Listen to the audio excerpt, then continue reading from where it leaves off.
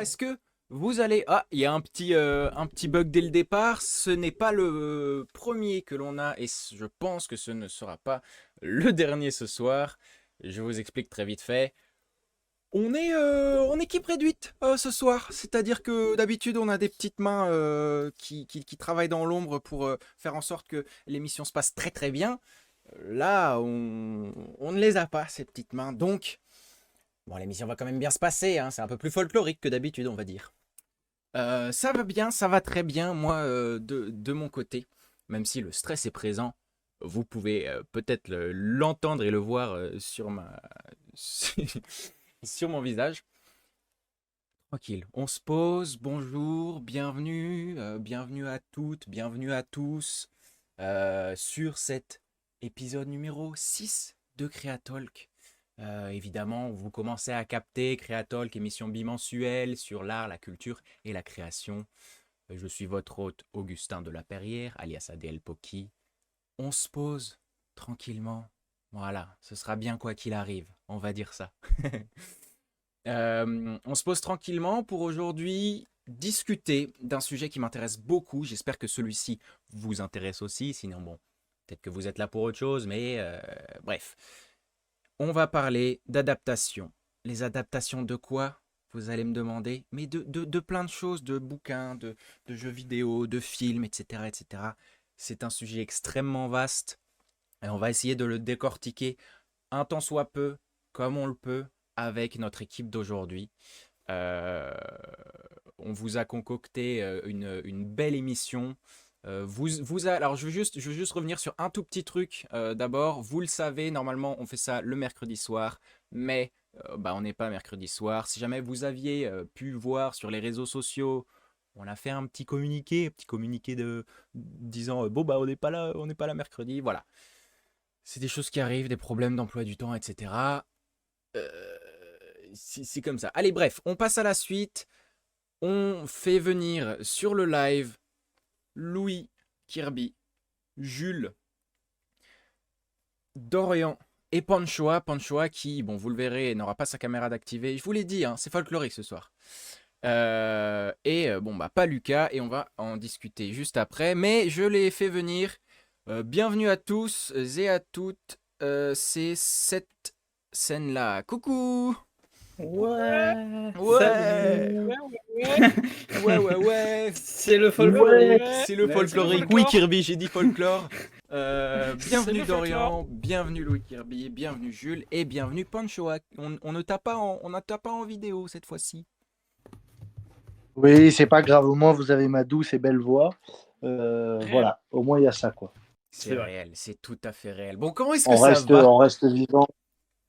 Bah, ça va bien. Ça Bah, va ça bien. va en vrai. Trop bien, trop Et bien. toi là? On est un peu moins stressé que Nickel. toi, mais Et moi, ça va. ouais, ça se sent. Non, mais écoutez, un jour j'arriverai à me dire, ouais, c'est bon, tranquille, c'est une émission indépendante, Indépendante. Indépendante. on y va chill. Ouais, Mais Parce bon, que t'es attaché à la qualité du truc, c'est normal. Ah, c'est non, bien vrai, sûr. c'est vrai. Bah, j'espère pouvoir vous proposer, à vous qui nous regardez, qui nous écoutez aussi, podcast, haha, on y revient. J'espère pouvoir vous offrir un truc qui vous plaît, quoi, tout simplement. Mais de toute façon, ce que je me dis, c'est qu'on est entouré de plein de gens trop cool, euh, qui sont des copains très très chouettes, avec qui j'aime beaucoup passer du temps, donc tranquille, Let's go. tranquille. Alors, Skip, c'est nous. skip, c'est vrai. Ah, skip. Skip, c'est nous les copains. Déjà, adaptation. Adaptation, c'est un sujet qui a été choisi par vous deux, Louis et Jules. C'est nous. Pourquoi est-ce que vous avez eu cette envie folle de parler d'un truc qui quand même est extrêmement large quand on se penche dessus? C'est très très large le truc. Est-ce qu'on donne la vraie raison ou pas? Bah oui, oui. Est-ce qu'on a une Bah, en raison? Est-ce fait, qu'on a une raison un peu bullshit, un peu. ouais, bon, il y a plusieurs trucs. C'est que, en vrai, bon, il y a beaucoup d'adaptations dans le jeu vidéo, etc. Non, en vrai, c'est surtout que c'est un truc sur lequel on n'est pas forcément très d'accord. Genre, Louis a tendance à bien aimer les adaptations, les univers où il y a plein de trucs étendus et plein d'adaptations, alors que moi, je suis un peu genre. C'est pas mon kiff, c'est pas que je suis contre, mais un peu quand même.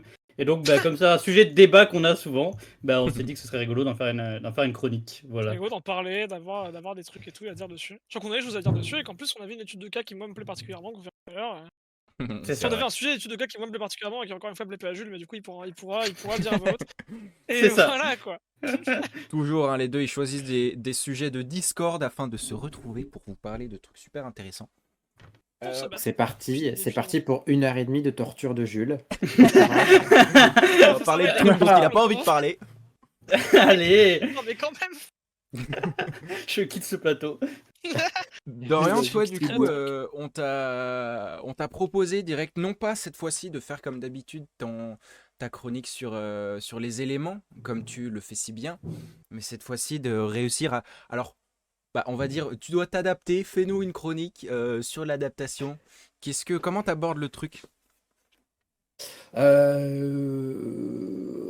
Moi toujours j'en reviens à toujours qu'est-ce que ça veut dire en fait, de quoi on parle. Adaptation, c'est un terme qu'on entend souvent beaucoup et en fait je me suis demandé bon, si on revient à la source du truc, de quoi ça vient, qu'est-ce que ça veut dire, à quoi ça sert, pourquoi il y en a autant, et voilà, je me suis posé un peu la question des différents médias, des différents médias. Euh, donc voilà, j'ai brassé quelques petits exemples par-ci par-là. Et puis voilà, ouais, à la découverte de ce sujet, fort intéressant ma foi. Trop bien, Dorian est toujours là pour nous faire poser plein de questions. Pourquoi, combien, Ouais. qu'est-ce que la vie? Et alors, je vais demander, Ponchoa, comment est-ce que Foi de tu abordes l'émission? Je pense que pour... Alors, attends, il va falloir. on explique un petit peu? Ben, je pense qu'il va falloir. Au bout d'un Il va moment, falloir, on va pas- on va pas pour les- nos auditeurs et nos viewers, il va falloir expliquer quelque chose. C'est assez terrible ce qui s'est passé aujourd'hui. C'est des péripéties. là, ce que tu vis. C'est la vie, quoi. C'est arrivé pile au bon moment, pile là où il fallait. Ça Ouais, pose ouais. pas de problème. Non, il y a eu une galère d'ordinateur. Du coup, voilà, mon ordinateur a décidé de me lâcher. On dirait vraiment une excuse bateau, mais C'est mon chien qui il a m'a pas mangé mes lâché. Il m'a devoirs. pas lâché. C'est tellement ça. Mais c'est pas ma faute. C'est pas moi. J'avais fait mes devoirs.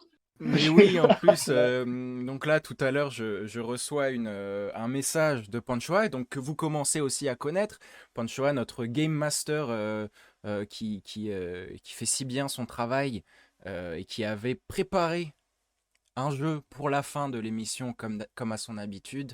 Je reçois un message me disant, écoute, petit souci. Est-ce que tu veux nous expliquer ce petit souci?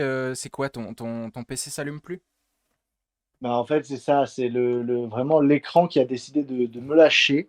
Ce matin, pendant que j'étais en train de fignoler mon beau jeu, Mais oui. mon beau jeu, vraiment entre 1 heure enfin, c'est quoi? J'avais laissé mon ordi, j'avais éteint mon ordi, je l'avais fermé. Je l'avais pas éteint, j'avais juste fermé mon ordi. Mhm. Je l'ai repris 30 minutes après, je réouvre mon ordi et là, écran noir. Mais l'ordi allumé quand même, qui se lance, on peut l'entendre. Il se tourne lance, encore, il mais tourne quand même, plus et c'est l'écran aucune, qui... C'est terrible. C'est ça, Bah, yes. l'écran qui a vraiment décidé d'en faire des scènes, et du coup, chercher sur Internet qu'est-ce qui se passe, pourquoi et tout. Et en fait, aucune réponse, quoi. Et donc, j'allais dire ma chronique, mais c'est pas une chronique que j'ai, tout mon jeu, toute mon installation et tout est dessus et est resté dessus, quoi. Donc, impossible de récupérer parce que j'ai pas d'autre ordi. Sur le téléphone, impossible de le mettre. Ben oui. Donc, j'ai filé à l'Apple Store pour voir et on m'a dit oui, il y a un problème d'écran et il faut le changer. Ah Donc, bah je oui, n'ai on même sait. plus mon ordi en ma possession. Je suis sur mon téléphone, voilà. Donc, C'est terrible. Et c'est on donc fait pour ça avec, qu'on ne mais voit pas... deux jeux pour que ce soit. pour ça qu'on ne voit pas Ma belle bouille. ta belle bouille, mais qu'on Et a oui. seulement ta douce voix, et c'est déjà beaucoup. Donc merci quand même d'avoir pu être là malgré toute cette aventure qui était aujourd'hui. Ah, c'était terrible. Là vraiment, le titre de l'épisode, le On s'adapte, c'est vraiment ça. C'est qui? C'est toi, Kirby, qui a trouvé ça? C'est Dorian. C'est Dorian. Bah oui, c'est vrai. Ah oui, j'aurais évidemment. Voilà, Il est très fort. quand même, Il hein. est très Il est fort, très il est fort. très fort. C'est notre écrivain, bien sûr. Et oui. D'ailleurs, Dorian, toi qui trouves des jeux de mots aussi forts, est-ce que on passerait pas directement dans le vif du sujet en te laissant la place pour faire ta petite chronique? Ça me va tout à fait. Trop cool. Tout à fait. Eh bien alors c'est parti, la place est à toi.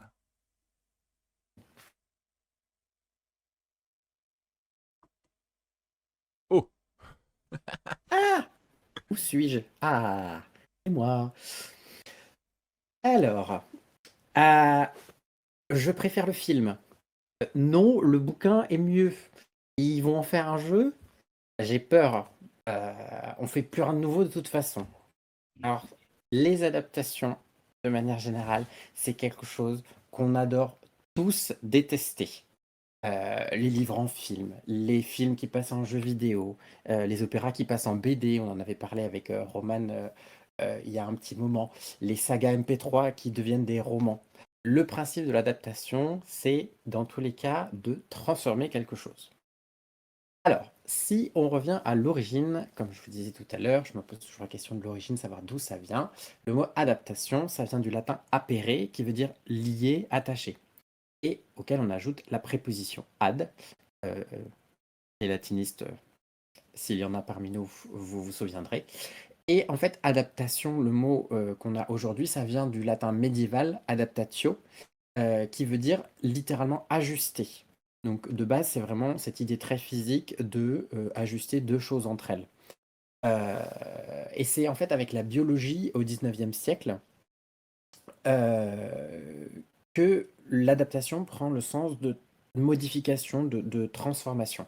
Et c'est un sens qui de base donc était sur la biologie et qui s'est transmis sur d'autres disciplines, notamment la psychologie, où on parle de capacité d'adaptation de l'être humain, etc. Et en fait, c'est vraiment cette idée de, de la science, de la biologie, et surtout avec Darwin et la théorie de l'évolution, que le mot enfin, adapter, adaptation, a pris le sens qu'il a aujourd'hui avec cette idée qui est sous-entendue dans la théorie de l'évolution, c'est s'adapter ou mourir. Qui s'adapter, enfin vraiment, c'est s'ajuster aux contraintes de son milieu. Donc ça, même si on emploie le mot ici, nous, dans le domaine de l'art et de la création, c'est quand même une idée qui est toujours un petit peu derrière parce que le mot porte ce sens-là aussi. Donc cette évolution du sens au 19e siècle, et c'est à partir du 19e siècle que le mot adaptation a commencé à être désigné pour parler de la transformation d'une œuvre à une forme nouvelle. Et donc c'est la définition la plus courante qu'on a aujourd'hui, c'est-à-dire la transposition, le déplacement d'une œuvre originale à la base, d'un médium de base vers un autre médium.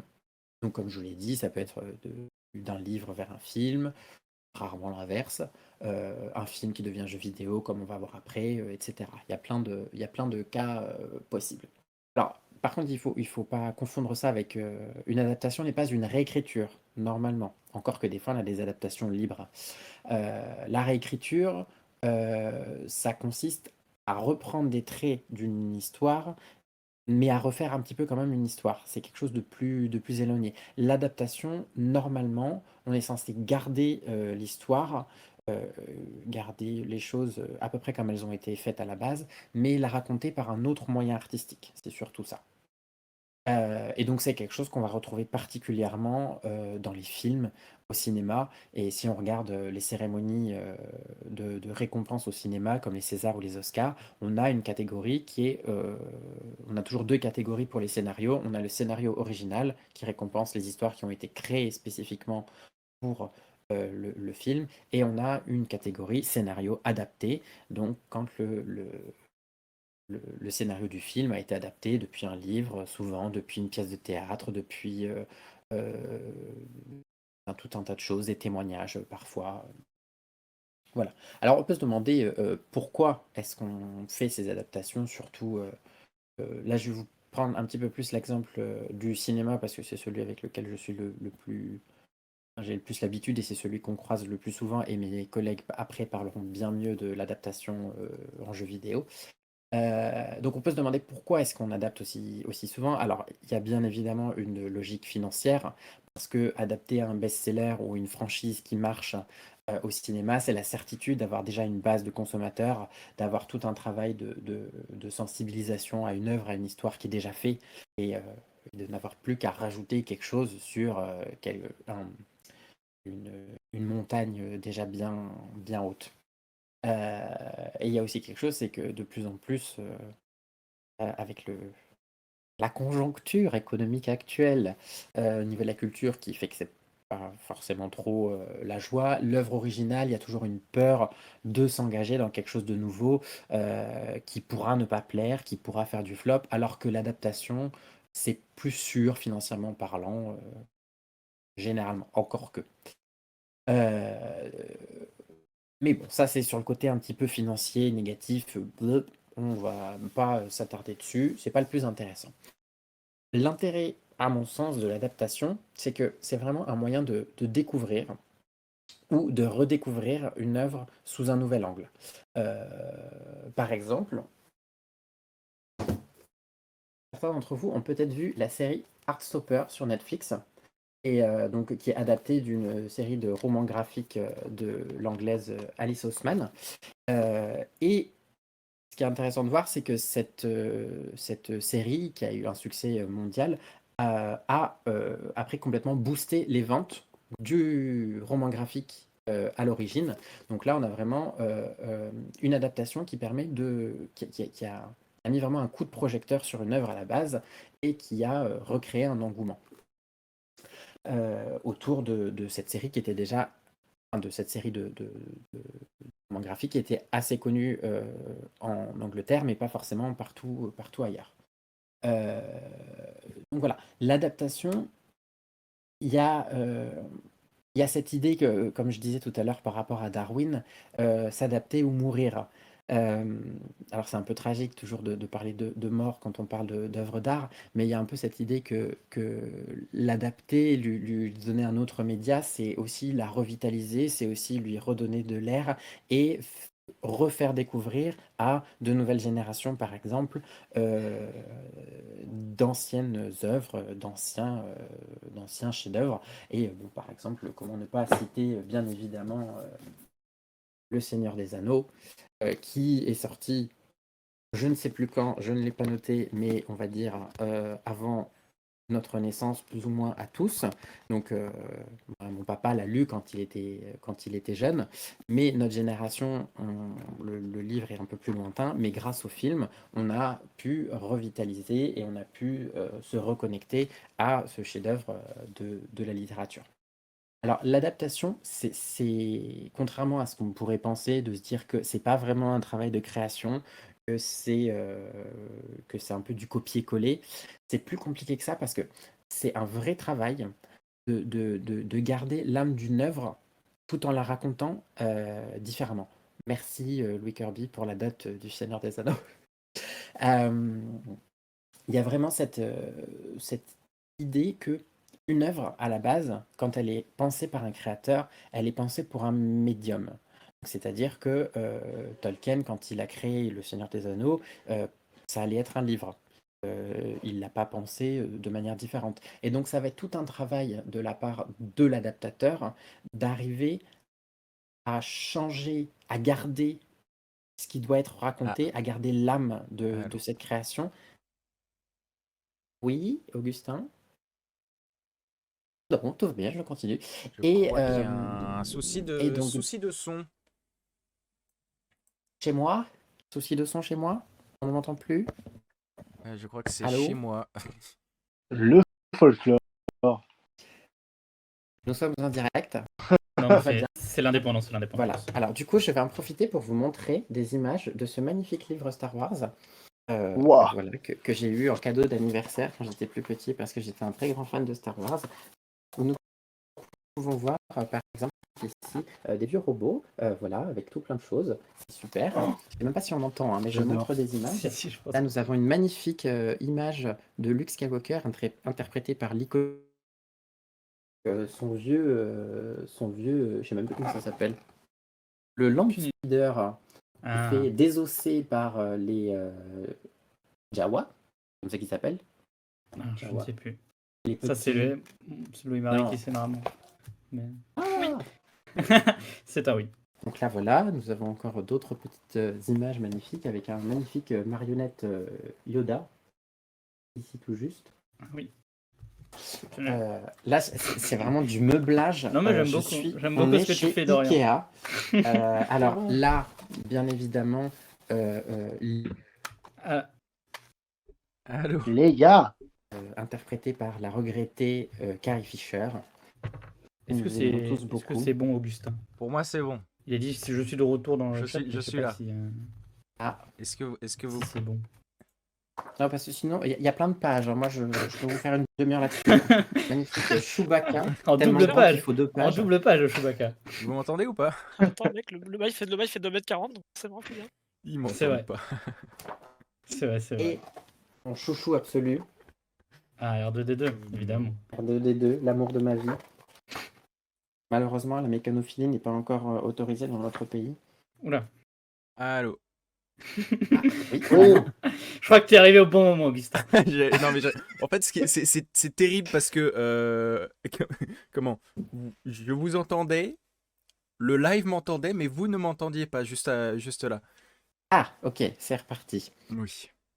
Alors, j'en étais au moment de dire que, donc oui, c'était un véritable travail d'adapter, de cette idée de garder l'âme du neuf tout en la racontant différemment, même si dans l'inconscient collectif et dans la culture artistique, il y a des œuvres, par exemple, qui sont réputées inadaptables, tellement elles sont vastes, imposantes, et tellement elles sont en fait liées à leur médium de base, comme par exemple les romans de Balzac. Tous ces grands romans du 19e siècle, Balzac, Victor Hugo, qui sont tellement énormes, déjà en quantité, enfin en volume, qui sont très très gros, et du coup on se dit que les transférer au cinéma ou ailleurs, à moins de faire des séries extrêmement longues, c'est des œuvres où les descriptions par exemple sont très importantes. Donc voilà, il y a cette réputation d'être inadaptable. On peut citer aussi le roman Dune, dont nous allons reparler un petit peu plus tard. Mais voilà. Donc c'est vraiment important de dire que c'est un vrai travail artistique. Et c'est intéressant parce que c'est la rencontre de deux points de vue sur une même histoire. On a d'un côté donc l'auteur et l'adaptateur. Et en l'occurrence, par exemple pour le cinéma, on va avoir le scénariste qui va faire l'adaptation et on va avoir le réalisateur en plus. Donc c'est un petit peu comme le metteur en scène et un metteur en scène et un auteur au théâtre. C'est vraiment la rencontre de deux esprits créatifs. Et souvent, les réalisateurs, certains réalisateurs s'attachent à ce genre de l'adaptation et vont même jusqu'à s'attacher à un auteur en particulier. Et donc, pour reprendre l'exemple du Seigneur des Anneaux, par exemple, Peter Jackson qui a adapté donc Le Seigneur des Anneaux et Le Hobbit avec plus ou moins de succès, mais il l'a fait quand même. Donc, on voit son attachement à l'auteur qui est Tolkien. On a un autre exemple qui est assez intéressant, où là on va un petit peu plus loin dans cette idée d'adaptation. C'est un film de 2006 qui s'appelle donc Adaptation, qui a été réalisé par Spike Jonze, écrit par Charlie Kaufman, on a Nicolas Cage et Meryl Streep dedans. Et c'est un film qui parle d'un scénariste qui doit adapter un roman, mais qui a le syndrome de la page blanche. Donc là, on est vraiment dans une inception de l'adaptation cinématographique. C'est une adaptation de base qui parle de comment on adapte. Donc voilà, je vous engage à le voir. Ce film est très sympathique. Et donc, il a notamment été récompensé par le BAFTA, donc qui est l'Oscar anglais de la meilleure adaptation. Meilleure adaptation pour Adaptation. Je trouvais ça assez drôle. Donc, pour conclure, ce qu'on peut dire sur l'adaptation, c'est que ce que je trouve intéressant, en fait, là-dedans, c'est qu'il y a vraiment cette idée que certains chefs-d'œuvre, que certaines créations dans leur médiement importantes et oui, vraiment, ont le statut de chef-d'œuvre, qu'en fait, elles en viennent à exister par elles-mêmes, un petit peu comme un monde à part entière.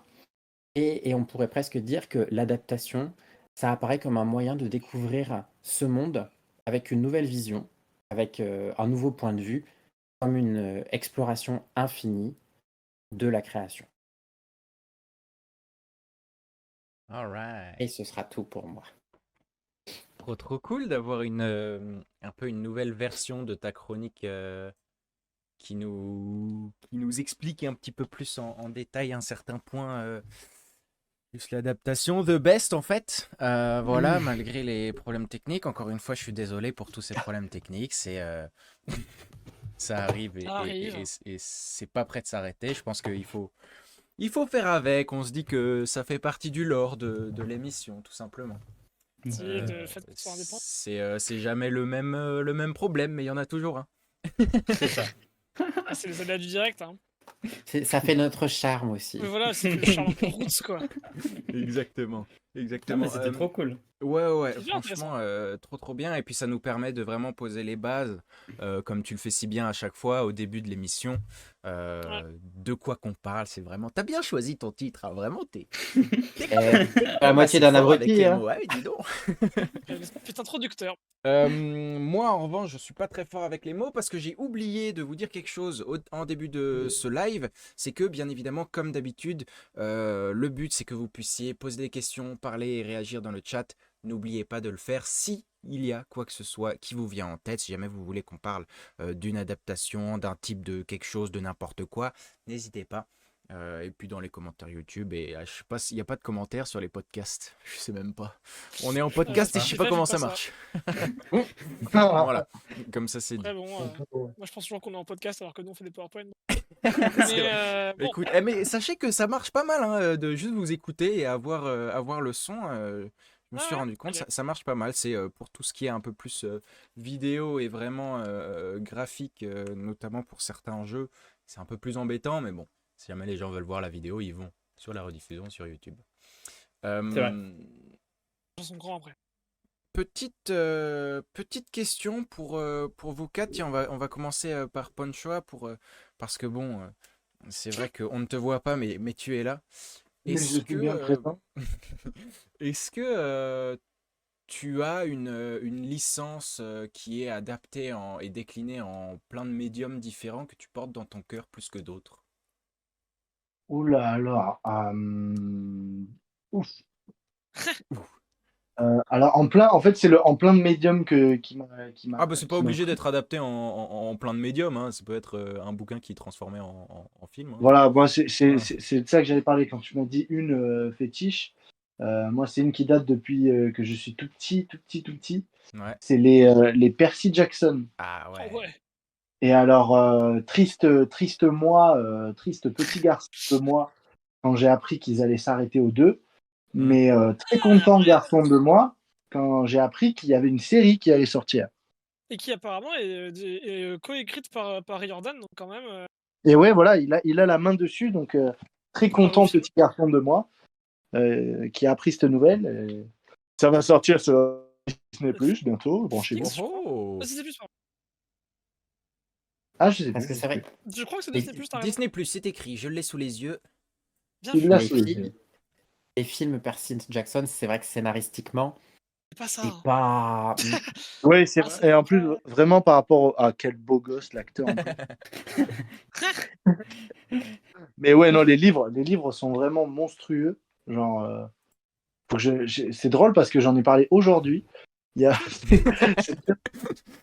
parce qu'il y a la suite des Percy Jackson qui est les héros de l'Olympe. Ouais. La suite de tout ça qui est aussi écrit par Riordan.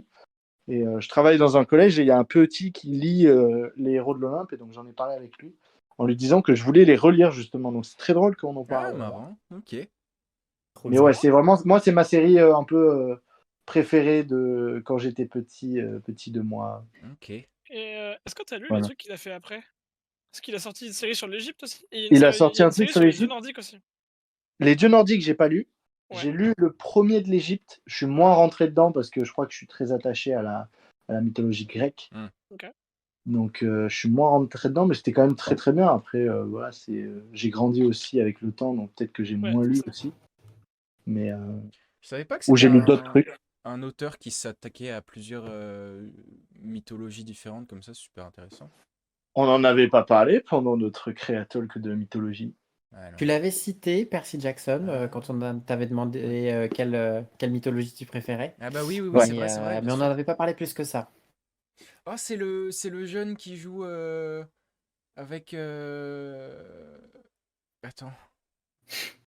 Oula, Oui, t'es parti. comment il s'appelle? Oui, oui, oui, je suis parti. Ah ouais. Avec Reynolds, là. Comment il Ah Ah ouais? s'appelle déjà? Ah oui, dans Adam, Adam à travers le Project, temps. ouais. dans Adam à travers le temps, ouais. Ouais. Ouais, titre français. Hein. C'est exceptionnel cet acteur. Ça risque d'être très bien. Trop cool. Ok, bon, c'est bon. J'ai fait ma présentation. Donc Percy Jackson. Percy Jackson, très bien. Et il y en a d'autres pour qui c'est Percy Jackson ou c'est Non, je Non, je suis seul. tout seul, Après, tout seul. après, c'est pas parce que c'est pas le truc de cœur qu'on aime pas, tu vois, c'est Bah quand même vachement bien bien. sûr, Hein. moi ça me. J'ai quand même tout lu, hein, genre c'est trop bien. J'ai pas lu Ouais. moi les Percy. Kirby, j'ose à peine demander. Bah après, Il le aime truc, tout. c'est que Il aime je tout. peux, je peux te parler de ce que j'aime bien moi, mais le truc c'est qu'on va en parler pendant une demi-heure après. C'est Donc... vrai, c'est vrai, c'est vrai. Bon bah, demandons à Jules dans ces cas-là, parce que je crois que ce dont vous allez parler, J'en- c'est pas forcément sa J'ai série de j'ai cœur. pensé à un truc. Parce que du coup, pendant que tu répondais, Pancho, j'ai réfléchi en mode qu'est-ce que je peux dire pour faire mon hipster de base. Et en fait, le saviez-vous, Le Château Ambulant, qui est un film de Miyazaki, c'est en fait adapté d'un livre, hein, qui est Non. Le Château de Oui, Hurle, que je n'ai toujours oui. pas lu, que j'ai commandé et qu'il Oh. faut que je lise. Et du coup, voilà, moi, mon adaptation préférée, parce qu'en plus d'être mon film préféré, c'est une adaptation, c'est Le Château Ambulant de Miyazaki. Ah Oh génial. waouh. Ah bon, attends et ah oui, Et c'est bien, je lâche vraiment. le livre. Je vous dirai si le livre est bien, mais. T'as bien trouvé là, t'as bien cherché. Eh oui. Ouais, C'est- hein, Ah ouais. Je savais pas du tout. Je savais pas du tout. Dorian, tu saurais toi? Je savais que c'était une adaptation. Ouais, mais j'ai pas lu non plus. Donc Ok. je sais pas ce que ça donne le roman de Ok, base. ok. T'es en train de chercher. Oui, je suis actuellement Du sur coup, Wikipédia, le château de Hurle. Petite recherche Google en petite fenêtre. pour vérifier. Et toi, Dorian, ton adaptation à toi? Alors moi, mon enfance a été, mon enfance. Pourquoi je dis mon enfance? Parce que c'est encore le cas aujourd'hui. A été, a tourné autour de trois sagas. Licence, Ouais, Donc voilà, un un classique. ouais. dont j'ai déjà parlé, Oui. deux. Et bon, Et alors oui. là, c'est la version en italien. Parce que je me dis pourquoi pas? Pourquoi pas? Non, parce que Ton enfant intérieur est italien. ça fait un moment que Réel. je fais du latin sur Duolingo et du Oui, coup je c'est me suis dit vrai. mon objectif ça va être d'essayer de lire Harry Potter, c'est le premier, La Pietra Filosofale. Oh, Oh. bel accent en tout cas déjà. Ah, ça Pas travaille. du tout. De le lire en italien, voilà. Je l'ai déjà fait en anglais et on va avancer Génial. comme ça. C'est un Trop peu bien. mon outil de travail des Trop langues. bonne, Donc ouais, trop bonne idée ça. Trop marrant. Harry Potter. Et il y a un truc que j'ai entendu il n'y a pas très longtemps et j'ai trouvé ça très vrai sur les adaptations. C'était à propos d'un film qui a été fait, une adaptation qui était vraiment mauvaise. Et la personne disait, c'est là qu'en fait, on a beau râler, mais on se rend compte que les adaptations de Harry Potter sont vraiment bien quand même. Ouais. Parce que Ouais, même quand même. s'il y a des défauts, c'est C'est quand vrai. même très bien. C'est C'est quand même vrai. cool. Hein. Oui, Ouais. oui, oui, non, c'est Ah, vrai. Ça on se a, regarde, hein. on a été pas mal gâtés là-dessus. Moi, ben, justement, c'est vraiment Harry Potter qui m'a marqué, comme dit Panchoa, comment tu dis, quand j'étais un petit enfant de moi? J'étais, Le j'étais, petit enfant content de moi, ouais. le petit enfant content de moi était dans Harry Potter. Ça fait partie c'est aussi une des raisons pour laquelle j'ai voulu devenir acteur. Parce que je me suis dit, ouais, il faut de la magie dans le cinéma et tout, trop bien. Trop stylé. Trop Waouh. stylé. Tu veux devenir Voilà. magicien, en fait. Je veux c'est devenir dans la magicien du cinéma. Trop bien. Voilà. Voilà, c'est journée. Et tu vraiment. vois, Sauf que les magiciens au cinéma, ils passent leur temps devant leur ordinateur à avoir des Ouais. problèmes techniques. Voilà, c'est ce que je suis aujourd'hui. Donc bon, bah le petit appelle- enfant content de moi, voilà où tu es aujourd'hui.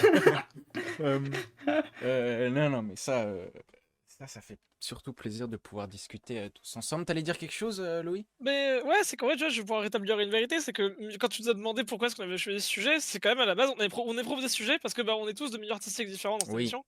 Et en vrai, bah, les adaptations, bah, entre guillemets, fatalement, ça touche à tous nos milieux en fait. On peut C'est vrai. parler, on aurait pu avoir, une chronique littérature, on aurait pu avoir une chronique purement cinéma, on aurait pu avoir même une chronique musique. En C'est fait, ça. on aurait littéralement quasiment tout pu avoir parce que bah, ça touche tous les médias artistiques. C'est vrai. Et quelque part, c'était vachement permissif comme émission. On pouvait tous s'amuser à parler au moins soit de trucs différents, soit dans le même truc, soit machin. C'est Et en ça. vrai, c'était avant tout l'idée. avant celle d'embêter mon duo, quoi. Avant celle d'embêter Jules, quoi. Avant d'embêter Jules avec ton sujet qu'on va découvrir. On découvre ça maintenant? Si tu veux. Ah non, non, non! On chamboule le programme? Oui, Non, non, c'est pas non, ça. non. Il J'allais fait pas son aller propre beaucoup déroulé. trop vite. Il a oublié honneur, son le fou, propre là. déroulé, alors qu'il l'a sous les yeux. Il l'a Oh sous là les yeux. là. Aïe, aïe. Un autre. Folklore. L'indépendance, le Exactement, folklorisme, ce que tu veux. Un autre malheur de cette émission ce soir, c'est que nous devions avoir un apartiste afin de nous faire un bel aparté. Malheureusement, il n'a pas pu être là en direct avec nous, mais c'est bien évidemment Lucas qui va nous proposer, et non, il n'est pas là, donc ce ne sera pas en direct, qui va nous proposer un aparté de Vous m'avez compris. Si jamais je le fais bien, alors attendez 30 secondes. Vous m'avez compris. Vous m'avez compris. Hop, Tu le fais hop, vachement bien. hop. J'adore cette Compris. Tu veux Et on va meubler sinon- encore avec ton bouquin? Enfin, Toujours le j'aurais druide, même- le druide Non, médecin, c'est j'ai bon. la ref. C'est bon, j'ai trouvé. Exactement. On va lancer l'aparté qui nous a été gracieusement préenregistré par Lucas. Si vous m'avez compris.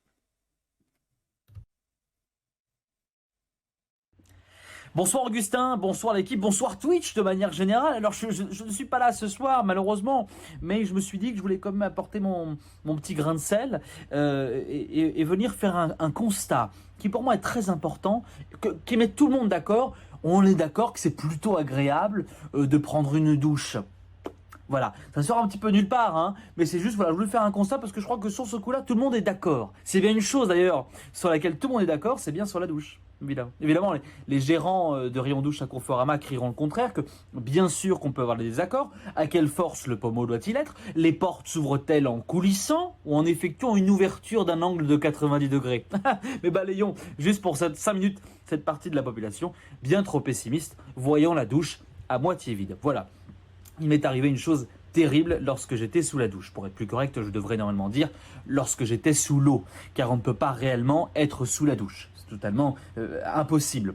À moins d'avoir installé un petit contrebas pour accéder à une sorte de petit sous-sol où serait cachée discrètement sous la douche principale une seconde douche de taille identique. Mais bon, soyons francs, ce serait complètement inutile. Quoique, bien plus pratique lorsqu'on est plusieurs à vouloir prendre une douche. Tu prends celle du haut, je prends celle du bas. Non, tonton, je ne veux plus prendre de douche avec toi, c'est fini, c'est du passé. Bref, donc, c'est pas ce que je voulais dire, j'étais pas sous la douche, j'étais sous l'eau. Voilà, enfin, j'étais sous l'eau, je dis pas que j'étais dépassé par les événements. On est d'accord, on n'est pas dépassé par les événements quand on prend une douche. Je dis que j'étais sous l'eau comme ça, bref, je prenais ma douche, voilà, je devais me laver, sûrement, je vois pas trop ce que je pouvais faire d'autre, je sais pas si vous avez déjà essayé de lire un livre sous votre douche, mais je vous cache pas que c'est pas le plus pratique. Et c'est alors que sans prévenir, à l'autre bout de la pièce, mon téléphone s'est mis à sonner. Ma première réaction fut d'abord de me demander pourquoi je ne l'avais pas laissé sur le vibreur. La résonance de la salle de bain créa une grande réverbération et j'avais l'impression que quelqu'un avait mis de la musique pendant que je prenais ma douche. Évidemment, personne n'écoute ce genre de musique sous la douche. Les musiques déjà près de Samsung, personne n'en veut. Palabala, palapa. Et puis là, on a deux choix s'offrent à moi. Je réponds ou je ne réponds pas.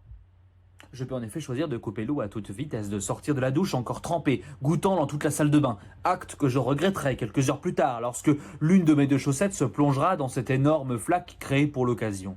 Je galérais à décrocher, donc les doigts encore mouillés, pour me rendre compte que quelqu'un au bout du fil est en train de me demander si je suis intéressé pour refaire ma voiture pour seulement 1 euro. Passé la stupéfaction de cette modique somme, je tenterai poliment de raccrocher pour retourner dans ma douche à toute vitesse, le froid m'ayant envahi. Avec la vitesse, je glisserai sûrement sur la paroi et me fracasserai violemment la nuque sur le sol. Je tomberai des nues, je tomberai tout nu. C'est la mort, rideau de douche. La police me découvrira donc plusieurs jours plus tard, allongé, nu, dans ma salle de bain, au milieu de flaques d'eau énormes. Le commissaire, dépêché sur place, dira sûrement « Ah, ben c'est pas commun, dis donc !» Oui, le commissaire est très perspicace. « Oui, ben en même temps, quelle idée d'avoir une douche aussi glissante ?» rétorquera son lieutenant à la police depuis quelques mois, sortant tout juste de 10 ans de rayon douche à Conforama. Et il serait évidemment coupé dans leur réflexion subite par mon téléphone et sa sonnerie Samsung, encore et toujours retentissant dans la pièce comme une cloche dans une église. La messe est dite. Et personne ne saura pourquoi, mais le commissaire décidera de répondre. Un blanc sera sûrement pesant dans la pièce, malgré les 10 policiers agglutinés, dont 3 dans la deuxième douche au sous-sol. Et le commissaire finira par répondre d'une voix intéressée. « Ah, ben oui, oui, avec plaisir, ma femme et moi, on voulait refaire ma toiture en plus. Et puis là, c'est vraiment pas cher. » Le respect sera donc définitivement enterré, comme moi. Donc non, il ne voulut pas que je bouge de cette douche. Pas de souci, je vais attendre que cette sonnerie interminable s'arrête, finir de me laver, sortir doucement de ce lieu beaucoup trop dangereux, et seulement ensuite, je regarderai qui vient de m'appeler et j'écouterai le message. Et puis là, si ça se trouve, j'aurais peut-être loupé l'appel de ma vie. Oui, bonjour, c'est TF1. On vous appelait pour vous dire que vous avez joué à notre jeu de l'été il y a 2 semaines. Vous avez tapé la réponse 1 par SMS ou 71313 et vous venez d'être sélectionné pour gagner 3 000 € par mois à vie. Mais bon, pas de réponse, pas de gagnant. Tant pis, ce sera quelqu'un d'autre. Vous deviez sûrement avoir quelque chose de bien mieux à faire, comme par exemple lire un livre sous votre douche. Au revoir. Je m'arrêterai pour réaliser à quel point les gens de TF1 ont l'air très sympathiques, mais je réaliserai surtout à quel point 3 000 € par mois, c'est une somme, et qu'avec ça, je refais la douche, la salle de bain, et je change ma toiture. Je m'énerverai donc tout seul dans cette salle de bain, je taperai sur les murs, je taperai sur les meubles, et une étagère finira donc par me tomber dessus, et je mourrai sur le coup. On me retrouverait plusieurs jours plus tard allongé, nu, dans ma salle de bain, au milieu de flaques d'eau énormes. Le commissaire dira sûrement « Ah, bah c'est pas commun, dis donc !» Car il a beau être perspicace, le commissaire est toujours pas fut-fut, même dans un univers parallèle. Il se sera évidemment coupé dans la réflexion subite par mon téléphone, et personne ne saura pourquoi, mais le commissaire décidera de répondre d'une voix intéressée. « Mais non 3 000 € par mois à vie, mais quelle bonne nouvelle! Eh ben, qui voulait faire ma toiture, ma femme va être contente !» Cette scène passe en boucle dans ma tête. Je suis immobile, sous la douche, l'eau qui continue de couler, et je me rends compte que je ne pourrai plus jamais sortir de cette douche, qu'à la mort m'attend à la sortie de cette salle d'eau. Et je serai donc obligé de faire quelque chose qui m'est souvent reproché. Je prendrai une douche interminable, et encore une fois, personne ne voudra croire à mon excuse, et rien que pour ça, vous m'avez compris. Toujours, toujours à nous amener dans des histoires. Paul, Il celui-là, est fort. il est très très fort. Ah oui, non. Il est vraiment très fort. Hein. Il est perspicace ce commissaire quand même. Hein. Il est perspicace, ce commissaire. Toujours. Et surtout, j'ai remarqué quelque chose, c'est qu'à chaque fois, il arrive quand même à nous caser un petit jingle, à nous chanter une petite, un petit jingle, une petite chanson. Très très fort. Très fort. J'ai ces univers parallèles et tout. Attention, ouais. Alors, je vais me permettre de dire que j'aurais adoré entendre cette chronique, mais malheureusement, je n'ai pas pu. Oui. En Je crois que effet. j'ai entendu une tentative, Augustin, d'avoir essayé de me mettre du son. Exactement. Oui. Et c'était un petit peu, bah, c'est pas très grave, mais je suis sûr qu'il a réussi à vous faire rigoler, parce que j'adore ce gars. Mais je la regarderai plus tard, bien sûr. Tout à fait. Elle a été très très bien, je te la conseille, Pancha. On a, Merci. C'était vraiment très bien. on a eu un problème dans les coulisses de son où donc aucun de nous n'a pu entendre en direct, en retransmis la voix de notre cher Lucas. C'est bon, sinon au niveau du son, tout le monde s'entend là? Tout le monde entend tout le monde. Tout le monde- Bah oui, mais bon. Dorian, t'es pas là, Dorian? T'es pas là, Dorian? SOS. J'entends plus le maître, le chef d'orchestre. Oh là là. Est-ce que tu l'as démuté comme je Qui est muté chez toi? Oui, j'ai Voilà. essayé. Je suis. Alors J'entends tout le monde sauf celui qu'il faut. Alors ça c'est bizarre, ça ok. quand même. C'est quand même vachement désagréable ça. Alors Ah, c'est attends. embêtant. Oh Est-ce qu'on pourrait proposer à Dorian de faire un petit contrôle, c'est Je quoi sais déjà? pas quoi faire. Contrôle R Bon, c'est pas grave, écoutez. R sur Discord? Contrôle Appuie sur R. CTRL R pour voir. Ça devrait relancer le. Vraiment. Vous aussi faites CTRL R dans le chat. Faites allez-y. contrôle R. Vous aussi faites tous CTRL R dans le chat. Si jamais votre PC explose, c'est pas notre faute. Ah oui, alors ça, vu ce qu'on arrive à faire chez nous. On est game designer, pas informatique. Pas le même métier. Donc si jamais il revient et que il nous entend, on pourra passer à la suite. La suite En qui tout cas, sera il est donc toujours souriant, et moi ça me plaît. toujours. Oui, c'est vrai qu'il ne nous entend pas, mais nous le voyons. J'ai besoin Euh, que je le déplace. Oui. Est-ce Allô, que- Dorian. Allô, Dorian? M'entends-tu? tout va mieux, Let's tout go. va mieux, tout va mieux. Oh, Zéro. C'est bon. vous m'avez manqué. Toi aussi. C'est bon. Bon, bah, si jamais cet énième problème technique, je vous dis, c'est la soirée. C'est la soirée ce soir. On se fait Ça arrive, ça plaisir. arrive. Nos ordinateurs nous aiment bien et nous permettent d'avoir tous ces soucis. Mais Ah passons- ouais, notre ordinateur nous aime bien. Ah ouais, ils nous aiment bien. Hein. Non, mais toi, je suis sûr qu'il t'aimait bien après, c'est pas ta faute. Hein. Des fois, il faut savoir quitter une relation pour une fois. tu sais, C'est ça, c'est- Des fois, les Non, relations, mais- si jamais il y a des problèmes, faut savoir s'en aller. Je sais ce qu'il voulait faire. En fait, il voulait éteindre son écran pour que tu puisses te voir dans le reflet. Oui, il Wow. veut montrer à quel point t'es beau, c'est tout. Non, c'est pas ça. Allez, on passe à la suite. Allez, hein. Ouais, le JV présenté par Jules et Kirby. C'est C'est nous. à vous. Yes, Pour c'est parti. une vingtaine de C'est- minutes c'est nous, dans ouais, le un bel JV. univers. C'est parti, c'est parti. C'est parti, c'est parti. Bonjour à tous.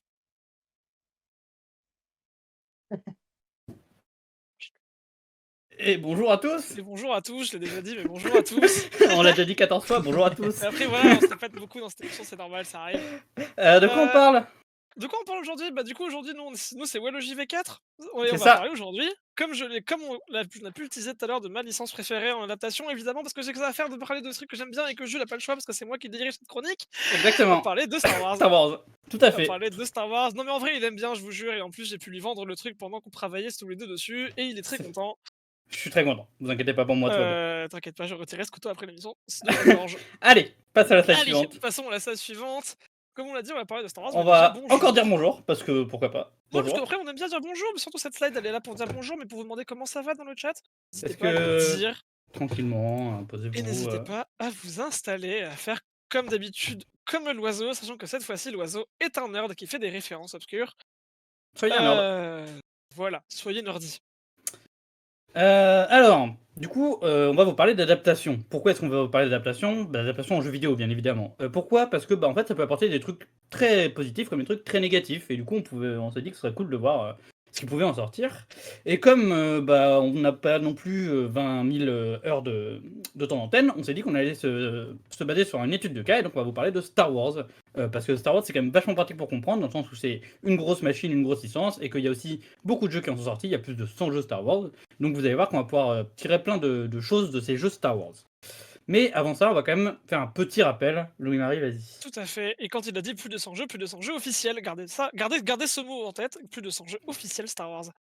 Mais du coup, Tout à fait. je vais pouvoir vous parler d'abord, je suis allé trop vite sur la slide, je vais d'abord pouvoir vous parler d'abord avec un petit avant-propos de en vrai, je vais quand même le faire très vite. Qu'est-ce que c'est Star Wars?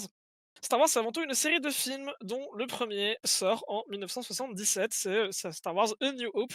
Un nouvel espoir en français, c'est écrit et réalisé par George Lucas, ce monsieur-là avec les cheveux blancs.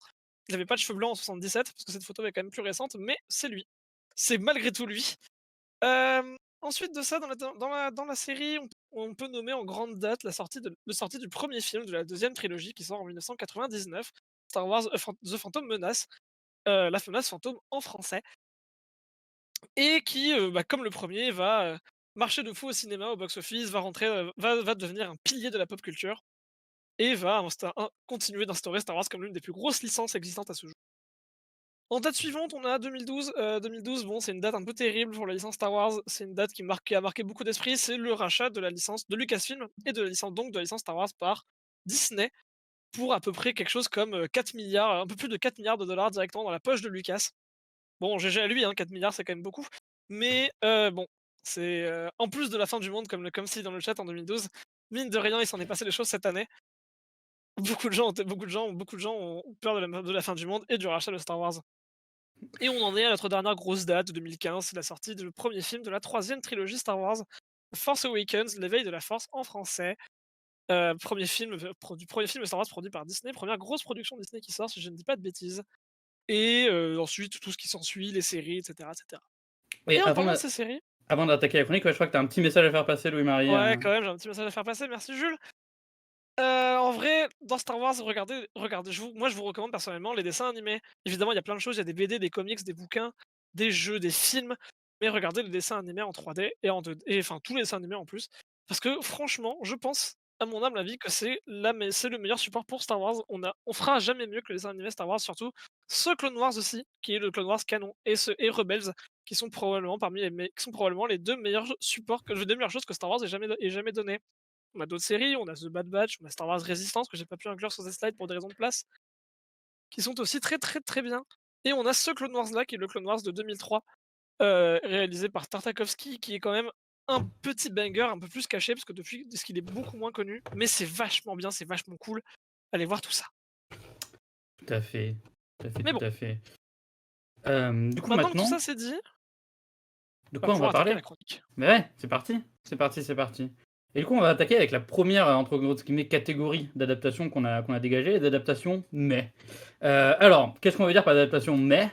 C'est les adaptations où, en gros, les jeux vont recracher le contenu du film sans trop se poser de questions. On va avoir un gameplay, donc un jeu qui est globalement une copie des jeux qui marchent bien dans l'air du temps, avec les mêmes mécaniques, avec les mêmes façons de faire, etc. Et en fait, l'idée, c'est pas forcément de faire des mauvais jeux, mais c'est surtout de faire un jeu très rapidement, et qu'on a l'assurance qu'il va à peu près se vendre. Donc en gros, pour résumer tout ça, globalement, c'est jeux feignants, qui vous feront dire mais. Franchement, c'est ça, vous allez jouer, vous allez faire MEH, quoi, comme le fait Bart Simpson. C'est Et on va ça. pouvoir attaquer avec le premier. Donc je vais vous parler très vite. Star Wars The Empire Strikes Back, donc une adaptation de l'Empire contre-attaque. C'est la première adaptation officielle en jeu vidéo de Star Wars. Ça sort en 1982 sur Atari 2600 et Intellivision. Et pour X raisons, le jeu était plus dur sur Atari que sur toutes les autres consoles. Voilà, sachez-le, c'est comme ça. Si jamais vous voulez jouer sur émulateur, jouez pas sur Atari, c'est plus dur. Qu'est-ce que c'est comme jeu? C'est un jeu en side-scrolling. Qu'est-ce que c'est que le side-scrolling? C'est ce que vous voyez sur ce GIF. C'est vous déplacez sur un plan en 2D, globalement de droite à gauche, et la caméra vous suit en faisant les mêmes mouvements. Comme ça, vous êtes toujours à peu près au même emplacement sur l'écran. C'est un jeu qui copie ce genre, parce qu'en fait, c'est quelque chose qui est assez répandu à ce moment-là dans le jeu vidéo. C'est pas non plus très innovant. Qu'est-ce qu'on y fait? On y joue ce petit tapas de pixels rose, violet, comme vous voulez, qui est un snowspeeder rebelle qui va faire pampan sur des gros blindés impériaux, ces trucs à quatre pattes là. On voit bien dans le jeu et qu'on voit encore mieux sur la fiche du jeu ici. Et tout ça pour retarder une défaite inévitable, parce que c'est un jeu où on ne gagne pas, on ne fait que gagner du temps avant de perdre. C'est un jeu qui recrache pas forcément le scénario du film, mais qui recrache une seule scène en boucle, la bataille de Hoth. Bon, c'est ce qui est emblématique dans le film, mais du coup, c'est pas créativement hyper intéressant. Et c'est un jeu, mine de rien, dont on peut dire que dès 82, donc 5 ans après le premier Star Wars, les gens flairaient qu'il y avait de l'argent à se faire en faisant des jeux vidéo, parce que Atari, qui était leader du marché, l'ont même pas eu. Ils se sont fait, comment on pourrait dire en français, je ne sais pas, ils se sont fait outbid par un petit Doublé. studio qui a payé plus cher. Tu m'as dit quoi? Doublé. Ça se Ils se sont doubler, fait quoi. doubler, exactement, par un petit studio qui a payé plus cher qu'eux pour avoir la licence. Et finalement, ils ont eu raison, parce que le jeu, même s'il a eu des retours critiques assez mais finalement, bah, il a plutôt bien marché. Il a rapporté son petit lot d'argent, et les mecs. C'est ça. Ensuite de ça, je vais vous parler d'un deuxième jeu mais qui vous fera dire mais quand vous le verrez, même si en vrai celui-là il est plus mais moins que mais. Moi j'ai bougé mon casque, on sent un peu. Non, c'est bon, t'inquiète. C'est Star Wars l'épisode 2, Attack of the Clones. Ce jeu développé par David Palmer Productions et publié par THQ, qui est sorti en 2002 sur Game Boy Advance. Qu'est-ce que c'est que ce jeu? C'est un jeu qui est connu comme l'un des pires jeux vidéo Star Wars de tous les temps, à tel point que pour trouver des gifs du jeu, c'est quasiment impossible. Donc le gif que vous voyez défiler sur cette slide a été fait à la main par nous pendant qu'on y jouait. Parce que si vous tapez sur Google, il n'y en a quasiment pas, ou alors vraiment des pas très intéressants. Qu'est-ce qu'on peut dire sur le jeu? Que son game design est franchement immonde. Pour le coup, on y a joué. Encore une fois, on y a joué, donc je peux vous le confirmer. Les commandes répondent pas, les ennemis sont tous les mêmes, avec juste des visuels différents. Le level design, on s'ennuie. Traverser les niveaux, c'est pas agréable. Le gameplay est répétitif au possible. Bref, c'est pas terrible.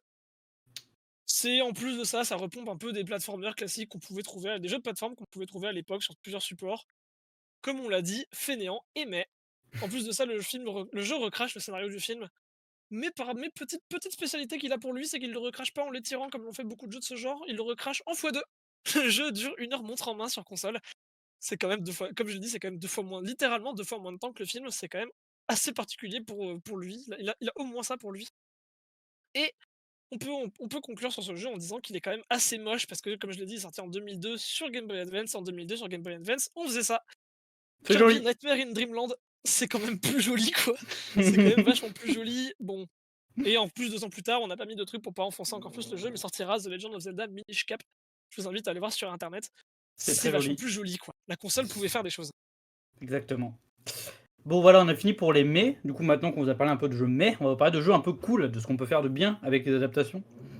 Et alors, qu'est-ce qu'on peut faire de bien avec les adaptations? Et ben en fait, quand on regarde, on peut vite se rendre compte qu'il y a des produits qui arrivent à être novateurs, qui arrivent à innover. Déjà, premièrement, il y a des jeux qui arrivent qui arrivent à étendre l'univers pour la franchise. En fait, ils vont raconter d'autres trucs ou d'une autre manière. Et ben c'est toujours cool pour un fan d'une franchise d'avoir des nouvelles choses à apprendre. Et il y a aussi des jeux qui se permettent de tester des choses, mais au niveau du gameplay et de faire avancer le médium jeu vidéo, en fait. Parce que comme il y a de la thune derrière, on met de la thune dans les adaptations, ça permet d'innover.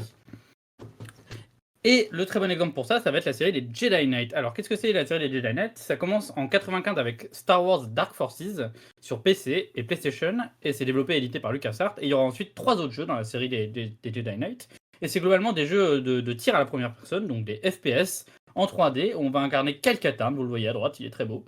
Un nouveau Jedi créé pour l'occasion.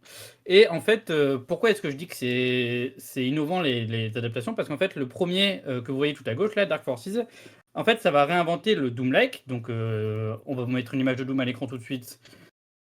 Le Doom-like, c'est ça. Et en fait, c'est un peu le papa de tous les jeux de tir à la première personne. Et en fait, ça va vraiment le pousser dans ses retranchements d'un point de vue technologique et vraiment ouvrir les possibilités pour tous les développeurs qui veulent faire des jeux de tir à la première personne. Et les autres vont continuer dans cette idée-là, en fait. Le deuxième va encore plus enfoncer le couteau en implémentant le sabre laser et les pouvoirs de la force, choses qui sont assez inédites à l'époque. Et les deux derniers, développés par un studio externe, vont encore plus pousser cette mécanique du sabre laser et de la force, toujours en créant des nouveaux moteurs de jeu, donc les logiciels qui servent à faire les jeux, et toujours en ouvrant les possibilités pour les développeurs.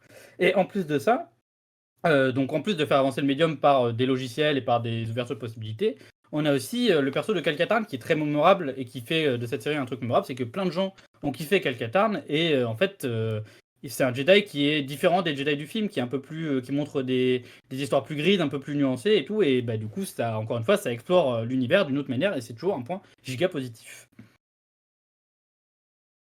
Voilà pour les Jedi Knight. Et Louis-Marie, tu es muté. Tout à fait, j'étais mute, my bad. Je vais vous parler d'un autre jeu.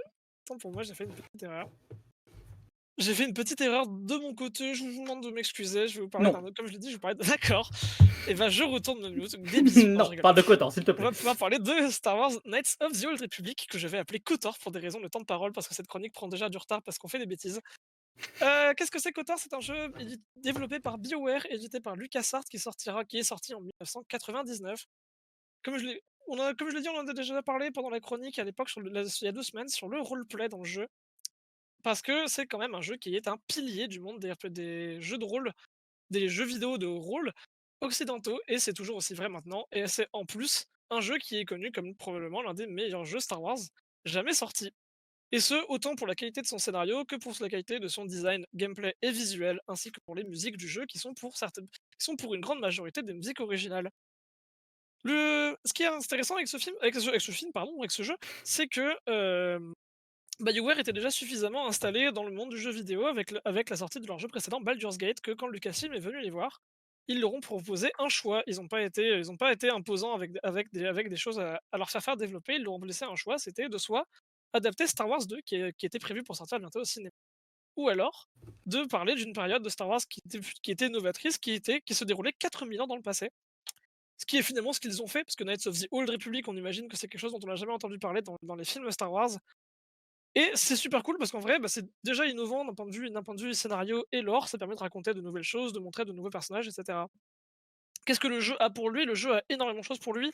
C'est un immense open world, et jeu de rôle et jeu de combat, avec différents systèmes de combat. C'est un jeu qui propose énormément de contenu, des choix de dialogue assez larges dans la plupart des dialogues avec des personnages, de nombreuses quêtes qui ont chacune des fins différentes, une évolution dynamique des personnages, des fins différentes en fonction de plein de facteurs qu'on va rencontrer au fur et à mesure du jeu. Ce qui est hyper impressionnant pour l'époque. Je le rappelle, le jeu est sorti en 1999 et le jeu et son univers ont tellement été appréciés par la communauté Star Wars qu'ils vont donner lieu à une suite dont on parlera un peu plus tard dans cette chronique, ainsi qu'un MMORPG, Star Wars The Old Republic, qui est toujours actif à ce jour, dont la dernière extension est sortie cette année en 2022. Et le jeu a vraiment une postérité de fou. C'est donc très bon exemple de bonne adaptation Star Wars. Tout à fait. Un autre exemple de très bonne adaptation, on peut citer Star Wars Empire at War, peut-être moins connu, qui est donc un jeu développé par Petroglyph et édité par LucasArts en 2006 sur ordinateur. Et qu'est-ce que c'est Star Wars Empire at War? C'est un jeu de stratégie en temps réel, donc un RTS, qui est très bien foutu et qui va en fait vachement se focaliser sur les batailles galactiques et à plein d'échelles différentes. C'est-à-dire qu'on peut autant se battre sur des petites échelles terrestres et maritimes que créer des destroyers galactiques ou des étoiles de la mort pour se battre. Et du coup, ça fait des trucs trop stylés et c'est vraiment giga innovant pour un RTS à l'époque de pouvoir faire des batailles galactiques de cette ampleur. Et en fait, si le jeu est aussi bien, c'est parce que les développeurs qui venaient de créer un studio, Petroglyph et un nouveau studio, c'est leur premier jeu, ils ont vraiment eu cette volonté dès le début d'innover, pas seulement d'un point de vue histoire, mais aussi d'un point de vue gameplay et d'innover le RTS en fait. Et LucasArts leur a donné la latitude de le faire et ça donne un jeu qui est super bien en fait. Et petit insight d'ailleurs, il y a actuellement un autre RTS qui est en développement par Respawn Entertainment, donc on parlera juste après. Et pas mal de gens se demandent si ça pourrait pas être une suite de ce jeu, puisqu'il a été très apprécié à l'époque, donc voilà. Si ça l'est, ce serait incroyable, parce que c'est quand même vachement bien, jouez-y. Mhm. Mais du coup, comme tu l'as dit, on va parler de Respawn tout de suite, on va parler de Respawn parce que c'est eux qui ont développé le jeu dont je vais parler maintenant, Star Wars Jedi Fallen Order, qui était donc, encore, je me répète, mais développé par Respawn Entertainment et publié par Electronic Arts, et sorti en 2019 sur un grand nombre de supports que je ne vais pas tous citer, mais notamment le PC et les consoles. C'est probablement l'un des meilleurs jeux Star Wars jamais sortis aussi, et c'est probablement l'un des meilleurs jeux, c'est un de mes jeux vidéo préférés, il a une place tout particulière dans mon cœur. Et c'est hyper impressionnant qu'il soit tout ça, malgré toutes les galères qu'il a pu avoir. Et on va pouvoir commencer à parler d'un jeu intéressant dans cette chronique, c'est les pressions d'éditeur quand on est en train de travailler sur une adaptation. Parce que le jeu, c'est donc le jeu, qu'est-ce que c'est? C'est un jeu d'action-aventure à la troisième personne où on incarne un jeune Jedi, ce rouquin là, qui part sauver la galaxie après l'ordre 66 où son maître est mort devant ses yeux et où il va devoir pendant ce temps-là apprendre un peu la force en autodidacte et les maîtrises de ses pareil. Comme je l'ai dit, le jeu a eu pas mal de galères. Il a eu tout d'abord le fait qu'il a été refusé d'être développé par Electronic Arts. Electronic Arts qui sont une entreprise qui a eu qui a signé en 2013 avec Disney l'exclusivité de la production de l'intégralité des jeux Star Wars qui pouvaient sortir. Et contrat qui est d'ailleurs actif jusqu'à l'année prochaine, c'est un contrat de 10 ans. Ce qui est C'est ça. un peu dégueu, mais qui du coup permettra, après l'année prochaine, la sortie de plein de nouveaux jeux Star Wars, ça fait trop bien. Mais du coup, le Respawn, ça a été une galère. Ils ont fini par convaincre EA de leur laisser le jeu, mais ensuite il a fallu convaincre Lucasfilm, parce que Lucasfilm était réticent au fait d'avoir un Jedi comme personnage principal du jeu. Ce qui était vachement problématique, parce que tous les prototypes développés par Respawn jusque-là marchaient avec un Jedi en fait, mais marchaient pas avec autre chose. Et du coup, c'était des problèmes. Et il a fallu encore une fois beaucoup de temps aux développeurs pour pouvoir avoir l'approbation de Lucasfilm pour faire ça. Approbation qu'ils ont fini par avoir, évidemment, si vous voyez le jeu, il y a un Jedi dedans. Mais faut vous dire que même avec ça, même en ayant des approbations de Electronic Arts et de Lucasfilm et de Disney, tous les jours, enfin très régulièrement en tout cas, il y a des interviews de développeurs qui le racontent. Très régulièrement pendant la production, il y avait des types de chez Disney qui venaient dans leurs locaux pour approuver ce qui se passait, pour dire si c'était oui ou non, si jamais ils devaient recommencer quelque chose ou pas. Ce qui est quand même un peu infâme quand tu travailles sur une production de jeux vidéo, parce qu'une production de jeux vidéo, c'est pas facile. Mais bon, le jeu est sorti, le jeu a eu un succès assez large, il a été nominé et a reçu de nombreux prix à son année 2019 et l'année suivante, 2020. Et une suite est prévue pour sortir début d'année prochaine. Et je vous jure, si vous n'avez pas fait celui-là, faites-le et faites la suite, ce sera tout bien aussi. Et maintenant, on va parler des jeux ouais. Les jeux bons, ouais. Les jeux bons, vous les verrez, vous direz bon. Comme ça. Retenez le souffle. Globalement, on va souffler en voyant les jeux. On va souffler. Qu'est-ce qu'on met dans cette catégorie? En fait, c'est des jeux où peut-être il y avait une idée, mais ça n'a pas bien marché. Pourquoi est-ce que ça n'a pas bien marché? Souvent parce qu'il y a des conditions de production complexes, il y a des événements imprévus, l'idée de base n'est pas bonne. Bref, et du coup, à la fin, ça donne des jeux nuls, parfois drôles, parfois pas. Et pareil, il y a des histoires derrière, donc on va essayer d'en raconter quelques-unes. Et le premier dans cette catégorie, c'est Star Wars Yoda Stories, jeu développé et publié par LucasArts en 97 sur PC et en 99 sur Game Boy. Alors, qu'est-ce que c'est Lucas Yoda Stories, vous allez me demander. C'est un jeu d'aventure en vue du dessus avec une génération procédurale.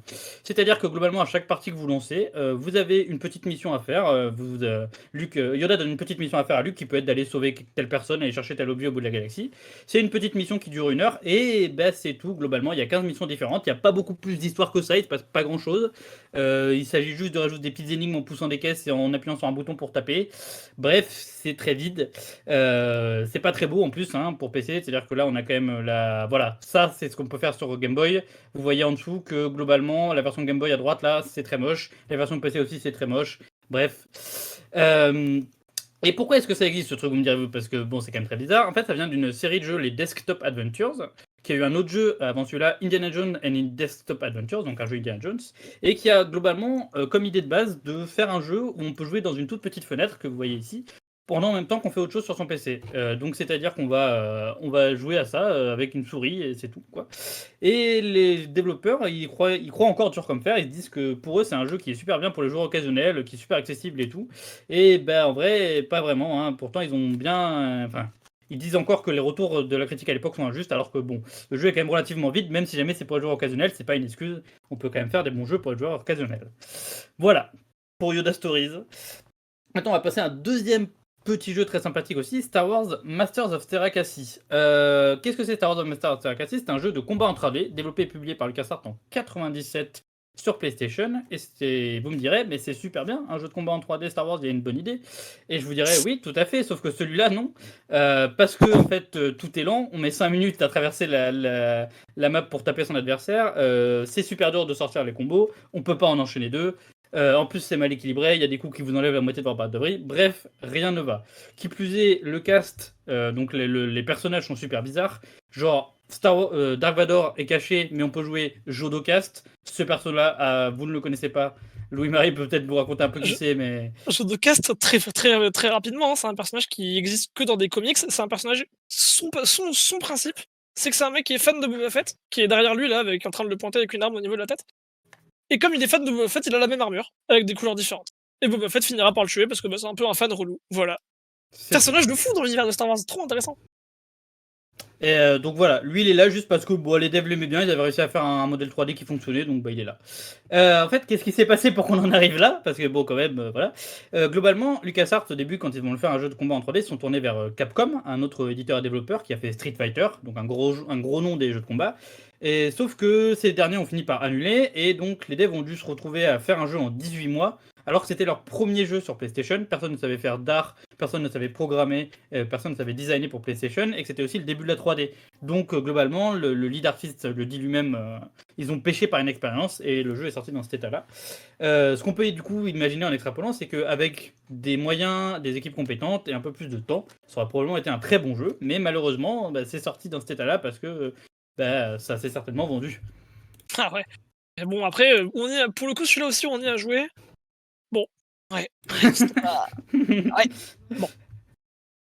Pour continuer sur un petit dernier de cette catégorie des jeux qui vous font souffler du nez et qui vous font dire « ouais, bof », on va parler de KOTOR 2. Et là, vous vous dites tous « trop bizarre KOTOR 2, parce que KOTOR 1, c'était si bien, KOTOR 2, ça devait forcément être bien, non ?» Alors,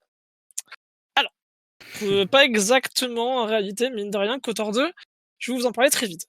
C'est un jeu développé par Obsidian Entertainment et publié par LucasArts qui est sorti en 2004 et 2005, mais j'y reviendrai juste après. Même si c'est un fait un peu bizarre, je vais y revenir juste après. Le jeu, comme vous avez pu l'entendre potentiellement si vous avez suivi cette chronique, le jeu n'a pas été développé par BioWare, contrairement au premier, qui a été développé par Obsidian. Pourquoi? Parce que en fait, LucasArts, ils sont revenus voir BioWare en 2003, pendant que le premier KOTOR recevait des prix, et ils leur ont dit « Bonjour, nous voudrions la suite pour 2004 ». Ok, bon, alors comment vous dire que nous-mêmes, en travaillant dans le jeu vidéo, on se rend bien compte qu'une prod de ce genre en 14 mois, pas beaucoup. En 14 mois maximum, c'est même vraiment très peu. Donc, BioWare, sentant l'embrouille, ont filé le jeu à leur petit pote qui débutait à l'époque de chez Obsidian. Obsidian, ils se sont dit trop stylé, on va faire un jeu Star Wars. Bon. Et je vais vous en dire un peu plus, mais ça s'est pas si bien passé que ça. Globalement, la première décision qu'ils ont prise, c'était de rien changer. C'était de changer très peu de choses, de garder tout ce qui avait déjà plu dans KOTOR, tout ce qui marchait bien, de le laisser purement tel quel, de pas toucher dedans dans le moteur du tout. juste de pousser un peu plus loin quelques petits trucs potentiellement que les gens avaient vraiment apprécié, du genre l'écriture, du genre la qualité, du genre machin, du genre de l'écriture, de la qualité de l'écriture, non seulement de l'histoire, mais aussi des personnages secondaires, etc. etc. Cependant, les délais de production, toujours aussi courts, ont eu raison du développement du jeu. Et malgré un très large nombre de contenus retirés du jeu pour pouvoir gagner du temps, le jeu est quand même sorti dans un état qu'on pourrait considérer comme non fini. Même certains développeurs du jeu dans des interviews plus tard après sa sortie diront eux-mêmes, le jeu est sorti dans un état non fini. Il était truffé de bugs à sa sortie, le scénario a été jugé bancal, comparé surtout à celui du premier. Et il y avait, pour vous citer quelques bugs, il y avait des dialogues qui ne se jouaient pas ou des cinématiques qui ne se jouaient pas non plus. Comme je l'ai dit, le jeu a 2 dates de sortie, ce qui est quand même particulier. Il est sorti d'abord fin 2004 sur Xbox, puis en début 2005, 2 mois plus tard, sur PC. Le problème étant que la Xbox à l'époque, faire des patchs, faire des mises à jour à distance, c'était pas facile, donc le jeu n'a quasiment jamais été corrigé sur Xbox, donc c'est toujours dans le même état. C'est toujours un jeu qui marche pas très bien. Lors d'une interview d'ailleurs, l'un des cofondateurs de Obsidian dira que leur relation avec LucasArts à l'époque pour sortir le jeu, c'était globalement de sortir le jeu ou d'avoir des problèmes.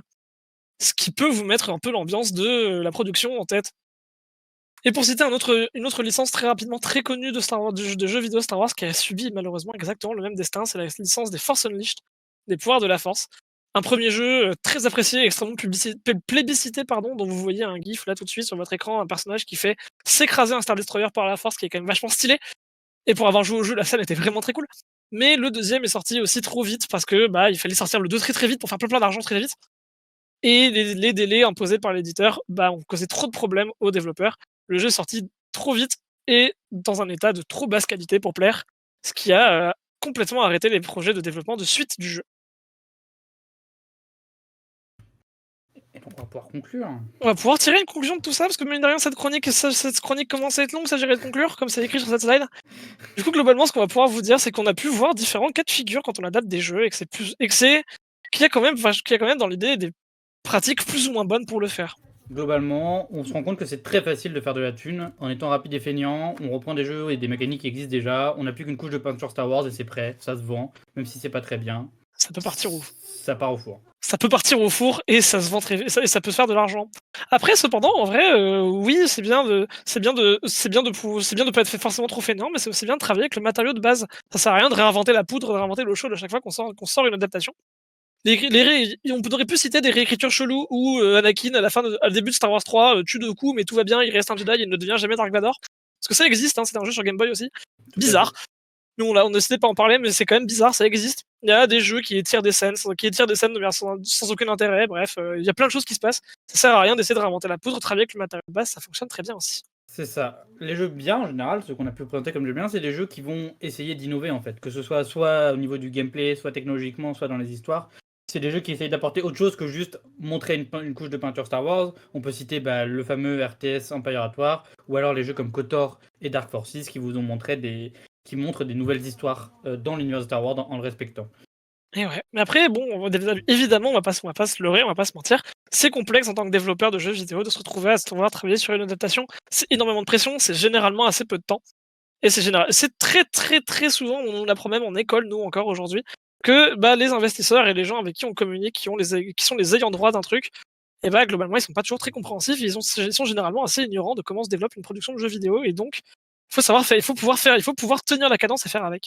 C'est ça. Et en extrapolant un peu parce que ça nous plaît de conclure comme ça, c'est un peu là où on se rejoint, on pourrait dire que pour faire une bonne adaptation, globalement il faut laisser de la liberté, du temps et des moyens aux développeurs qui sont aussi des créatifs, et ne jamais trop rester bloqué dans les stéréotypes et les histoires qui existent déjà, et de laisser faire les développeurs qui sont doués en général. Et en plus, en général, savent ce qu'ils font parce que c'est leur métier à eux. C'est ça. Sur ce, merci beaucoup de nous avoir écoutés. C'est ça. Il me semble que Augustin a une petite vidéo à vous faire passer. C'est un jeu Star Wars, ne vous inquiétez pas, ça va bien se passer. Et on vous remercie de nous avoir écoutés. C'était très cool. Oui, tout à fait. Bisous.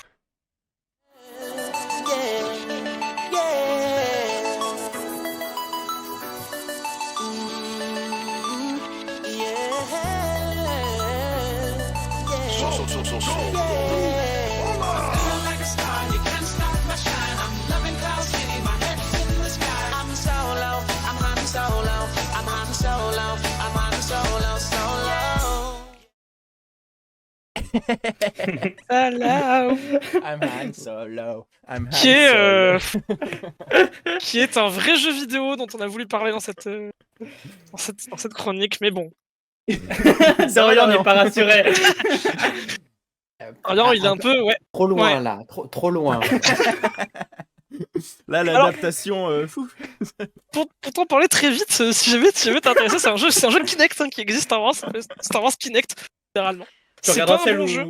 tu regarderas celle où Dark Vador danse sur YMCA aussi. Ouais, C'est très c'est bien. franchement pas un bon jeu, mais il existe. Après, c'est une compilation de jeux, de mini-jeux.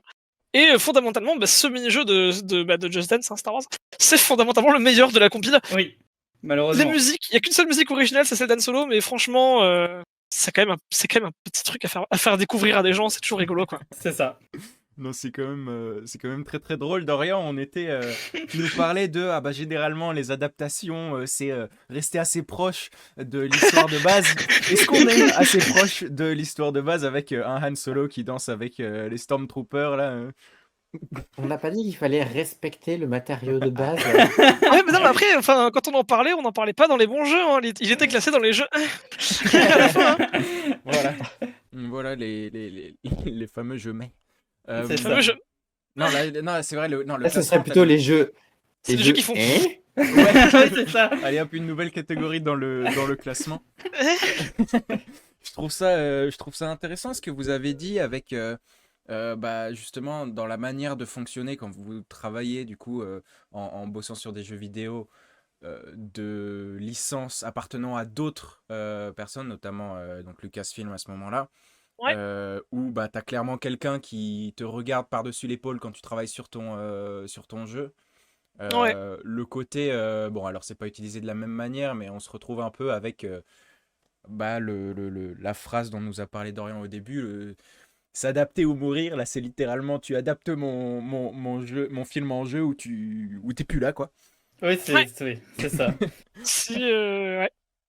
C'est, Parce que là, c'est s'adapter et achever le matériau. S'adapter et le faire mourir. S'adapter et faire mourir le truc. Hein. S'adapter et faire mourir, ça c'est voilà une autre citation à prendre de cette émission. Mais après, c'est un truc intéressant, c'est que Star Wars, mine de rien, pour les adaptations Star Wars en jeu vidéo, le ratio bon jeu, mauvais jeu, fondamentalement, en vrai, il est pas si positif que ça. Hein. Ouais. On a pu s'en rendre compte avec Jules en faisant des recherches. Malheureusement. C'est surtout dans les années, dans les années un peu passées, c'était assez catastrophique hein, le ratio, ce ratio-là. Et en fait, pour la raison qu'on cite beaucoup dans la chronique, c'est que c'était beaucoup d'adaptations qui ont été faites très vite. Pour faire de l'argent très vite pour des développeurs, pour potentiellement travailler sur d'autres jeux, ou alors pour juste enrichir Lucasfilm et LucasArts. Hein. C'est même pas des jeux nuls en fait, c'est juste des jeux qui n'ont pas d'intérêt. Ouais, en fait, c'est même pas forcément des jeux nuls. Typiquement, on aurait pu parler de The Phantom Menace sur PlayStation 1 et PC. On l'avait dans la liste au début, à une étape de production, de création de cette chronique. C'est pas un jeu franchement mauvais, c'est un jeu qui a beaucoup de problèmes, oui, mais c'est pas un jeu qui est fondamentalement mauvais, c'est un jeu d'action-aventure qui est plutôt correct. C'est ça. Mais voilà quoi. C'était littéralement dans notre définition aussi des jeux féminins. C'est ça. Ok. C'est ça. Ouais, c'est pas évident hein, de réussir à trouver ça. C'est vrai que, comme par exemple... ah oui, d'ailleurs, on a enchaîné direct. Panchoa n'est plus parmi nous. Pardon. C'est vrai que, il n'y a pas son visage, donc on oublie qu'il est plus là.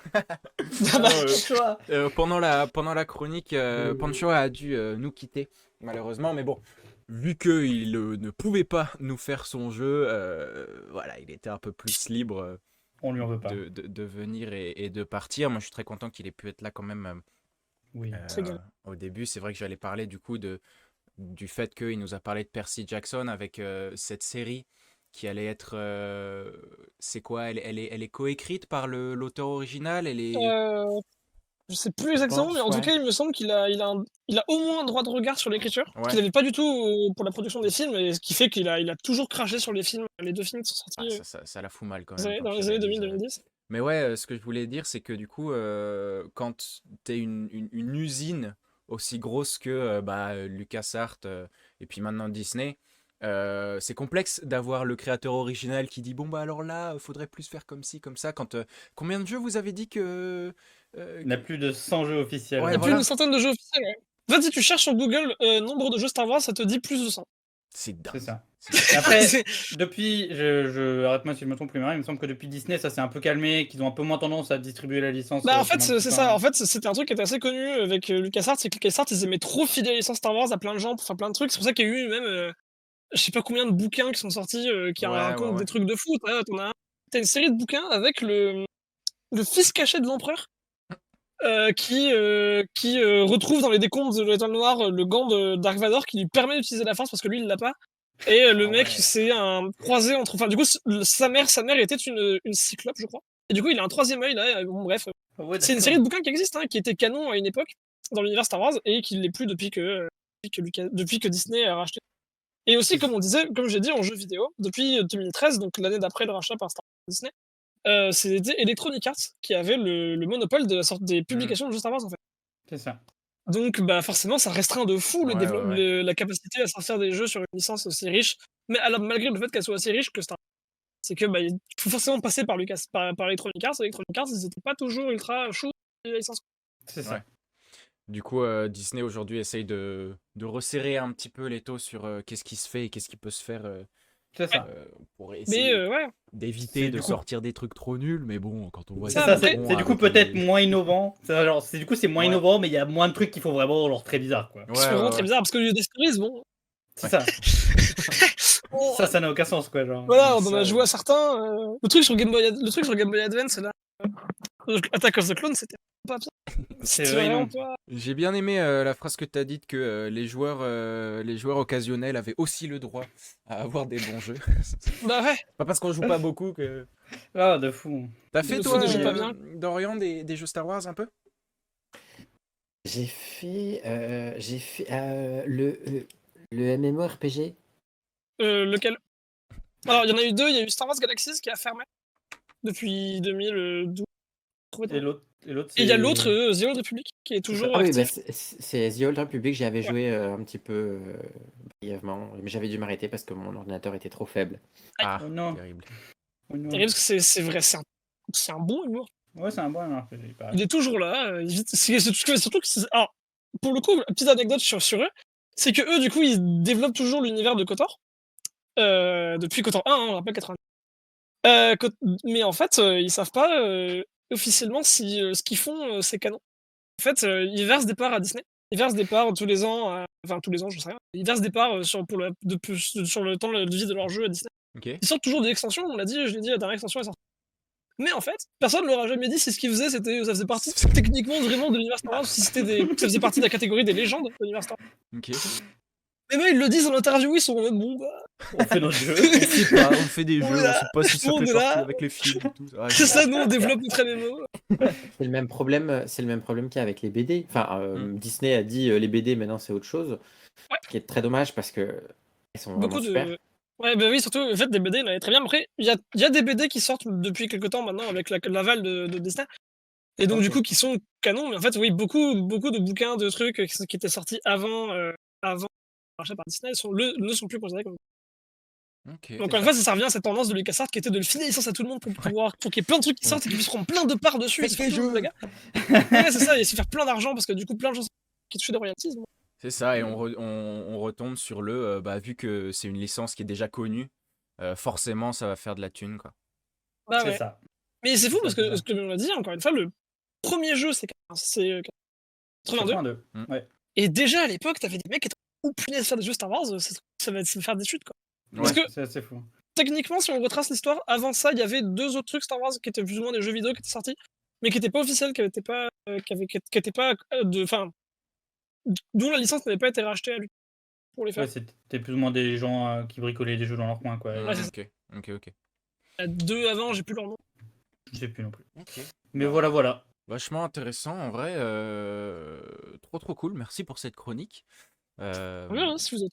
C'était votre dernière avant l'année prochaine, là? Je me rends C'est la compte. dernière avant 2023. Waouh. Fait- Et Dorian aussi, en fait? Non, moi je Non. reviens pour l'épisode spécial. C'est vrai. Fin Autant d'année. pour moi, Hiver, c'est vrai. Ah oui. En plus, t'avais. Oui. Oh oui. Je viens de Donc, je viens de me souvenir du message que tu avais envoyé, j'étais en mode, ouah, ça a l'air trop bien. Ça a l'air trop, ça a l'air incroyable. Je vous petit- tease pas, mais allez-y. Auquel personne n'a répondu, mais c'est pas grave, ça c'est notre problème. de communication On a une ensemble. équipe très soudée, vous savez, chez On a une Creatalk. équipe, on a une équipe qui répond, nous, mais bah, on travaille plus après, on travaille plus après celle-ci, donc Zut alors. Non, mais je te le dis maintenant, du coup, je trouve que c'est une bonne idée. Voilà. Voilà. voilà, on te dit maintenant l'idée elle est exceptionnelle. Non, Venez voir l'émission spéciale pour Noël, c'est pas... Ouais, on prépare un joli petit truc. Tu as parlé, Dorian, dans ta chronique à toi, un petit peu d'une licence assez insane, Dune. J'en fais ma transition Ah, afin let's de go. vous proposer une chronique. Vous vous dites, mais attends, il n'y a plus personne là. Bah si, il y a moi. J'avais dit, vous souvenez-vous, premier Créatalk, mais bon, comme quoi, jamais dire jamais. Premier Créatalk, j'avais dit, ah bah tiens, je vais faire une chronique parce que c'est rigolo, parce que j'ai envie de lancer, mais bon, j'en ferai plus. Aïe aïe. Bah regardez-le comment il a décidé finalement de se lancer et de faire une chronique. J'espère que celle-ci va vous plaire. Mais moi, je me lance. Une nouvelle chronique de Pokies Cine Stories.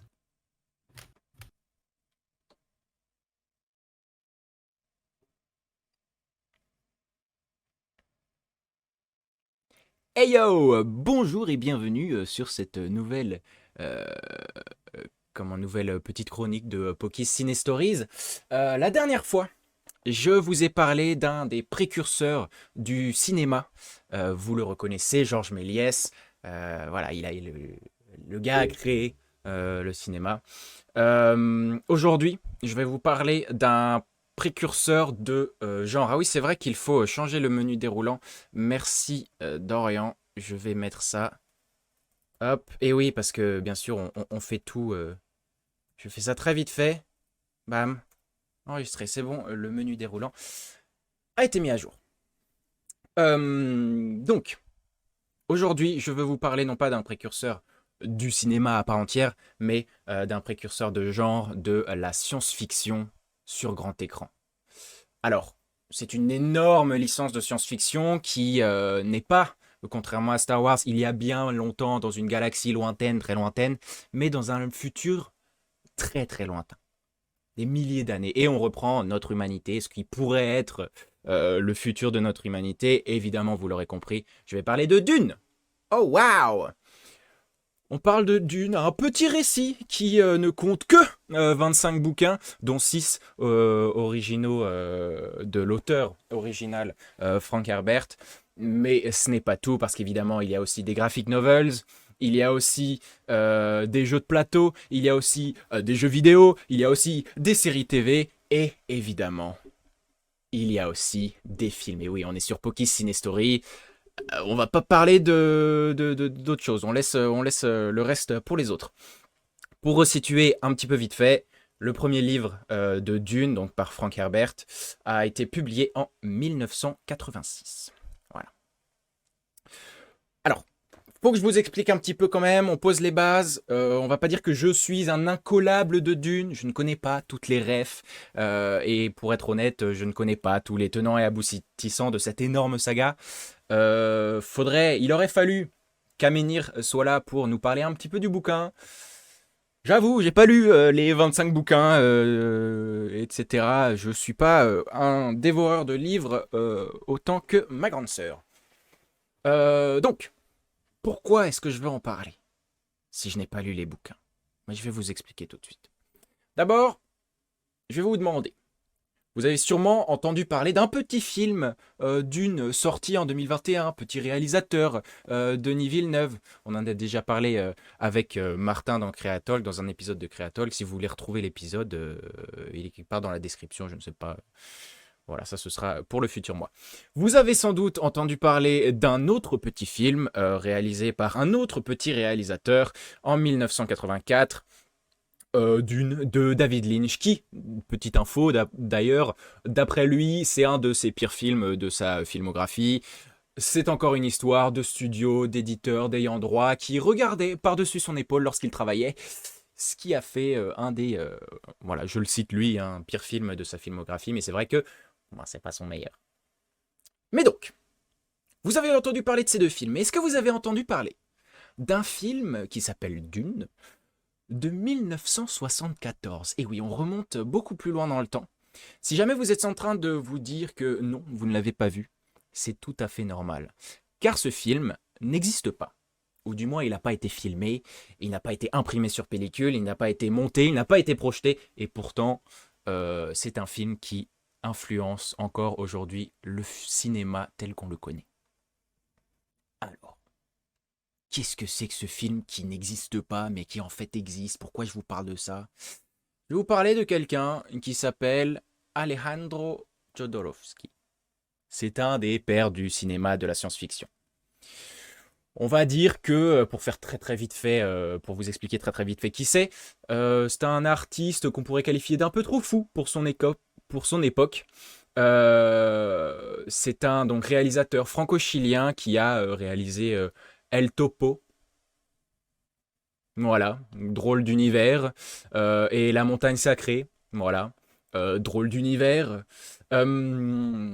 Donc ça, il les a réalisés en début des années 1970. Il a donc une image et une réalisation marquée de couleurs, parfois de gore, donc attention aux âmes sensibles qui veulent découvrir ces films. Et surtout quelque chose qui quand même euh, le caractérise beaucoup, c'est son imaginaire spirituel très très poussé. En gros, pour expliquer vite fait, il veut faire ressentir l'effet de la LSD au spectateur à travers l'écran. Seulement. Il veut donc élever l'âme au-delà de la réalité à travers juste la toile de l'écran du film, en gros, voilà. Rien que ça. Concept particulier, mais pourquoi pas. En effet, concept très particulier. Mais donc, on a le personnage, on a l'époque. On peut maintenant parler de Dune. Voilà, ça c'est une autre petite image de ces films. Un œil qui te regarde sur ton grand écran, avec des gens dedans, très étrange. On peut parler de Dune. C'est un film donc qui n'existe pas. En 1974, Jean-Paul Gibbon récupère les droits d'adaptation de Dune et propose à notre cher Alejandro Jodorowsky de le réaliser avec le producteur Michel Seydoux. Donc très bien, il a envie de relever le défi, il est à fond et il veut absolument le réaliser dans la perspective... il veut le réaliser pour pouvoir faire changer la perspective de l'humanité, que les spectateurs puissent voir le monde autrement. Encore une fois, rien que ça. Rien que ça. Alors attention, remise en contexte, à l'époque, les films de science-fiction ne sont pas super répandus pour le grand public. C'est-à-dire que tout le monde ne va pas aller voir un Star Wars juste après son taf. Et pour cause, Star Wars 1 n'est pas... Enfin, pardon, Star Wars épisode 3. Vous avez 4. compris. Merci. Voilà, rien que ça, le man a des ambitions. Le man a des ambitions, mais pour réaliser ce film avec de très très grandes ambitions, il s'entoure. Et il s'entoure de très très grands noms et vous allez le voir. Premièrement, un artiste français, Jean Giraud, que vous connaissez aussi sûrement sous un autre nom, Mobius. Voilà. Artiste de renom que j'aime tout particulièrement, j'adore. Ensuite, deuxième, Chris Foss, un Britannique qui va plus être là pour... qui à la base réalise des... comment on appelle ça? Des couvertures de bouquins de SF. Et il vient pour designer des vaisseaux spatiaux pour le film. Et ensuite, un dernier, suisse cette fois-ci. Donc vous voyez, il récupère des gens d'un peu partout dans le monde. Giger, H.R. Giger. Voilà. Suisse pour designer. Donc voilà un petit peu l'univers de Giger, si jamais vous ne le connaissez pas. Donc ces trois artistes-là sont là pour designer les costumes, les décors, les storyboards et les vaisseaux. Ensuite, pour la musique, les images que vous allez voir sont des dessins qui ont été faits pour la réalisation du projet. C'est pas exactement ce dont je parle. Mais Pour la musique, qui est-ce qu'il prend? Bah Pink Floyd tout simplement et Magma. Pour les effets spéciaux, Dan O'Bannon. Allez, let's go. Si jamais vous ne le connaissez pas, c'est un des grands maîtres des effets spéciaux du cinéma. Ensuite en acteur, et là c'est là où on va aller chercher des grandes personnalités. On a du Mick Jagger, on a du Amanda Lear, du Orson Welles, attention accrochez-vous bien, du Dali, du Alain Delon, pourquoi pas. Voilà. il sait qui il va chercher et un des personnages principaux de Dune, c'est Paul Atreides. Et qui est-ce qu'il va décider de prendre pour ce film? C'est son fils, tout simplement, qui a 12 ans à l'époque, Brontis Jodorowsky, et il va même le faire bosser pendant 2 ans, tous les jours, 6 heures par jour, sur des arts martiaux différents.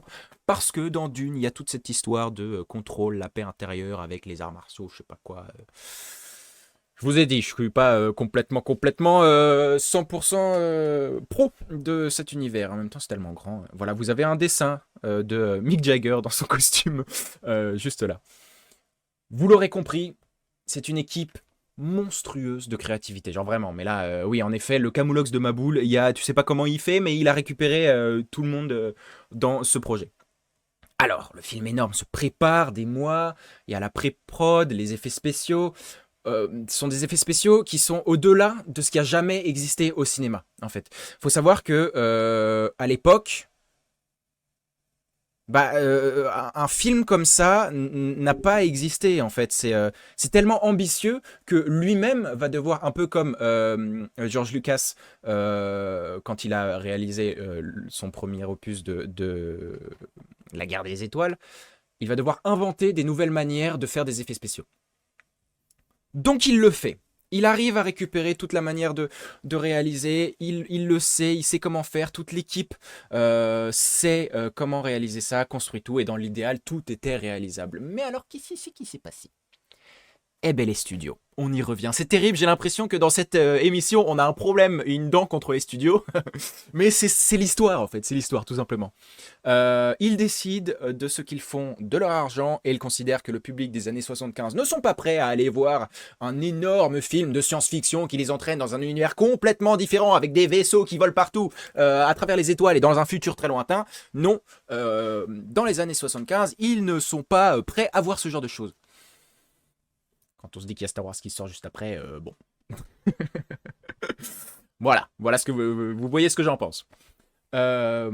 Puis surtout, bon, faut savoir qu'aussi Jodorowsky, c'est un personnage, comme vous l'avez vu, et à la base, cette adaptation était voulue comme une adaptation, pour le coup, très très libre de l'œuvre originale. Il veut la dépasser et présenter ce qu'il appelle, encore une fois, c'est Jodorowsky, ce qu'il appelle un film prophète qu'il offre à l'univers, qui va chambouler l'audience dans la manière de vivre et de penser.